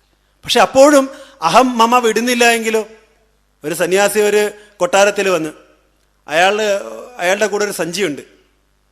സാധാരണ സന്യാസിമാരെല്ലാം സഞ്ചി കൊണ്ടു കൊടുക്കാറുണ്ട്, അവരുടെ കമണ്ടലും പ്രത്യേക അത്യാവശ്യ സാധനങ്ങളൊക്കെ ഇട്ട്. പക്ഷെ ഇദ്ദേഹത്തിന് ഈ സഞ്ചിയിലുള്ള വസ്തുക്കളോട് പ്രേമമാണ്. അപ്പം അദ്ദേഹം കൊട്ടാരത്തിൽ 2 ദിവസം താമസിച്ചു. അത് കഴിഞ്ഞ് രാജാവുമായിട്ട് 3-ാം ദിവസം കാലത്ത് രാജാവ് ഈ മഹാത്മാവിനെ ചെന്ന് വിളിച്ചിട്ട് പറഞ്ഞു, പ്രഭു വരൂ നമുക്ക് കുളിക്കാൻ പോകാമെന്ന് പറഞ്ഞ് നദിയിൽ പോയി കുളിക്കുകയാണ്. കുളിച്ചുകൊണ്ടിരിക്കുന്ന വഴി രാജകൊട്ടാരത്തിന് തീ പിടിച്ചു. തീ അങ്ങ് ആളിക്കത്തുകയായി. സന്യാസി പകുതി കുളിച്ചതേ ഉള്ളൂ, പക്ഷെ അദ്ദേഹം എഴുന്നേറ്റ് വാണം വിട്ട പോലെ കൊട്ടാരം ലക്ഷ്യമാക്കി ഓടുകയാണ്. രാജാവ് പുറകെ എഴുന്നിട്ട് അങ്ങ് എവിടെ പോവുകയാണ്? എൻ്റെ സഞ്ചി അതിനകത്തിരിക്കുന്നത്. രാജാവ് കൊട്ടാരം കത്തിയിട്ട് ഒരു പ്രശ്നവും ഇല്ലാതെ നിൽക്കുകയാണ്. ഇതാണ് നമ്മുടെ ചരിത്രം. നമ്മൾ അതിലുള്ള അറ്റാച്ച്മെന്റ്, ഈ അറ്റാച്ച്മെന്റ് ഇല്ലാതാക്കണമെന്നാണ്. ആ തികവെത്തിയ ജ്ഞാനിയായ രാജാവിനെ പോലെ അറിവിന്റെ തികവാൽ, നിറവാൽ, പൂർണ്ണമായ ഹൃദയത്തോടുകൂടി തൻ്റെ കടമകർത്തവ്യങ്ങളെല്ലാം ചെയ്തുകൊണ്ട് ഒരാൾക്ക് ജീവിക്കാനാവും. അഹങ്കാരമില്ലാതെ, ഒന്നിനോടും സംഘമില്ലാതെ, ഒന്നിനോടും അറ്റാച്ച്മെന്റ് ഇല്ല. അത് ലഭിക്കുന്നതിനുള്ള വഴികളിവിടെ പറഞ്ഞു കഴിഞ്ഞു. അത് കിട്ടുന്നതുകൊണ്ടുള്ള ഗുണത്തെക്കുറിച്ച് പറഞ്ഞു കഴിഞ്ഞു. മായ ഉണ്ടാക്കി വെക്കുന്ന ഈ ആവരണ വിക്ഷേപ ശക്തികൾ നമ്മെ എവിടെ കൊണ്ട് എത്തിക്കുന്നു എന്നും നമ്മൾ മനസ്സിലാക്കി കഴിഞ്ഞു. പുരുഷൻ സർവ്വതിലും നിറഞ്ഞിരിക്കുന്നതുകൊണ്ട് തന്നെ ആ പുരുഷനെയാണ് സാക്ഷാത്കരിക്കേണ്ടതെന്ന് നമ്മൾ മനസ്സിലാക്കുകയാണ്. അങ്ങനെ ഈ അധ്യായത്തിൽ ഈ കപിലോപദേശത്തിൽ പറയുന്ന ചുരുക്കം താത്വികമായിട്ടുള്ള ചില കാര്യങ്ങൾ മാത്രമാണ് നമ്മളിവിടെ വിചാരം ചെയ്തപ്പോൾ ഈ ചെറിയ സമയത്ത് നമുക്ക് നമ്മുടെ ആത്മാവിനെ, നമ്മുടെ ഹൃദയത്തെ, നമ്മുടെ ജീവിതത്തിൻ്റെ സമസ്ത മേഖലകളിലും ഈ ആത്മാവിൻ്റെ നിറവിനാൽ ആത്മാവിനെ കൊണ്ട് പൂർണ്ണമാക്കി ആത്മാവിൻ്റെ പ്രകാശത്തെ നമ്മുടെ സകല പ്രവർത്തികളിലും പ്രതിഫലിക്കുന്ന രീതിയിൽ ചിലപ്പോൾ നമ്മുടെ കുടുംബത്തിനോ സംഘടനയ്ക്കോ എതിരായ ഒരു തീരുമാനം എടുക്കേണ്ടി വന്നാൽ പോലും അങ്ങനെ എടുക്കുവാൻ പറ്റുന്ന രീതിയിലുള്ള ബലം നമുക്കുണ്ടാവണമെങ്കിൽ നാം നമ്മുടെ വഴിയെ പോകുവാൻ തയ്യാറാവണം. നമ്മുടെ ആത്മാവിൻ്റെ വഴിയെ പോകുവാൻ തയ്യാറാണ്. അങ്ങനെ ആത്മാവിൻ്റെ വഴിയെ പോകുവാൻ തയ്യാറാകണമെങ്കിൽ അതിനുള്ള അറിവും ആധികാരികയും ഉണ്ടാകണം. അങ്ങനെ അറിവും ആധികാരികതയും ഉണ്ടാകുന്നത് സത്സംഗത്തിലൂടെയാണ്, സത്സംഗ ശ്രവണത്തിലൂടെയാണ്. അങ്ങനെ ശ്രവണ മനന നിധിധ്യാസനങ്ങളിലൂടെ ലഭിക്കുന്ന ഈ ആധികാരികത ഉപയോഗിച്ചുകൊണ്ട് തന്നെ തള്ളാനും കൊള്ളാനുമുള്ള ബലം ഒരാൾക്കുണ്ടാവുകയാണ്. ആ ബലമാണ് ഒരാളെ ആധ്യാത്മികതയിലേക്ക് നയിക്കുന്നത്. ഇതാണ് ഇവിടെ ചുരുക്കത്തിൽ പറയുന്നത്. അഷ്ടാവാക്ര ഋഷി പറയാണ്, ത്വയാ വ്യാപ്തമിതം വിശ്വം ത്വയി പ്രോധം യഥാർത്ഥതഃ ശുദ്ധബുദ്ധസ്വരൂപസ്ത്വം മാഗമ ക്ഷുദ്രചിത്തത. മാഗമ, നീ ക്ഷുദ്രചിത്തതയെ പ്രാപിക്കാതിരിക്കുക, നീ വില കുറഞ്ഞ ചിത്തത്തിൻ്റെ സംസ്കാരത്തിലേക്ക് താഴാതിരിക്കുക. ഇതം വിശ്വം ത്വയാ വ്യാപ്തം, ഈ വിശ്വം മുഴുവൻ ആത്മാവായ നിന്നാൽ നിറഞ്ഞിരിക്കുകയാണ്.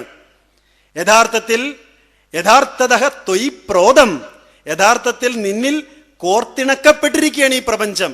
സൂത്രേ മണിഗണായവ, മണികളിൽ സൂത്രം എന്ന പോലെ നമ്മിൽ ഈ പ്രപഞ്ചം മുഴുവൻ നിറഞ്ഞിരിക്കുകയാണ്.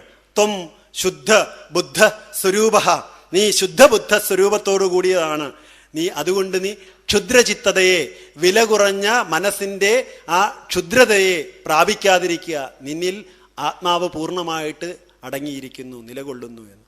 ഈ ഒരു മാനസിക അവസ്ഥയിലേക്ക് വരുവാൻ നമുക്ക് കഴിയണം. സജ്ജനങ്ങളെ, ഇന്നത്തെ വേദി പല വിധത്തിലുള്ള പ്രഭാഷണങ്ങൾ കൊണ്ട്, പ്രബോധനങ്ങൾ കൊണ്ട് സമ്പൂർണമാകുമ്പോൾ ഇതിൽ നിന്നും ഒരു വാക്കെങ്കിലും ഹൃദയത്തിലേക്ക് കൊണ്ടുവരുവാനും അതിൻ്റെ പിന്നാലെ പോയി ധ്യാനിക്കുവാനും അതിൽ നിന്നും ലഭിക്കുന്ന ഊർജം ജീവിതത്തെ അധോമുഖമാക്കുന്ന, ജീവിതത്തിന് പിന്തിരിഞ്ഞു നിൽക്കുന്ന, ജീവിതത്തിൽ നിന്നും നമ്മെ അകറ്റിക്കൊണ്ടുപോകുന്ന നെഗറ്റീവ് എനർജിയെ മുഴുവൻ ഇല്ലാതാക്കുവാൻ സഹായിക്കുന്ന രീതിയിൽ നല്ല പോസിറ്റീവായിട്ടുള്ള ഊർജത്തെ ഉണർത്തുന്ന വാക്യമായി അതിനെ സ്വീകരിച്ചുകൊണ്ട് ജീവിതത്തിൽ നിറവാർന്നൊരു ഹൃദയത്തെ ഉണ്ടാക്കിയെടുത്തുകൊണ്ട് കുടുംബജീവിതത്തെയും സാമൂഹ്യ ജീവിതവും നമ്മൾ ബന്ധപ്പെടുന്ന എല്ലാ മേഖലകളിലും നമ്മുടെ ഉള്ളിലെ നന്മയെ പ്രകാശിപ്പിക്കുവാൻ നമുക്കേവർക്കും കഴിയുമാറാകട്ടെ. ഭഗവാൻ വാസുദേവൻ്റെയും ഗുരുക്കന്മാരുടെയും എല്ലാം അനുഗ്രഹം പെരുമഴ പോലെ നമ്മുടെ ജീവിതത്തിലേക്ക് പെയ്തിറങ്ങട്ടെ എന്ന പ്രാർത്ഥനയോടെ എന്നെ തുടർന്ന് വിളിച്ചുകൊണ്ടിരിക്കുന്ന ഇതിൻ്റെ സംഘാടക സമിതിക്കും പ്രത്യേകിച്ച് സ്വാമിജിക്കും എൻ്റെ പ്രണാമങ്ങൾ അർപ്പിക്കുന്നു. ഇവിടെ കൂടിയിരിക്കുന്ന എല്ലാ ഗുരുക്കന്മാരായിട്ടുള്ള സന്യാസി ശ്രേഷ്ഠന്മാർക്കും എൻ്റെ പ്രണാമങ്ങൾ അർപ്പിച്ചുകൊണ്ട് നിർത്തുന്നു. ഓം പൂർണ്ണമദഃ പൂർണ്ണമിദം പൂർണ്ണാത് പൂർണ്ണമുദച്യതേ പൂർണ്ണസ്യ പൂർണ്ണമാദായ പൂർണ്ണമേവാവശിഷ്യതേ. ഓം ശാന്തി ശാന്തി ശാന്തി.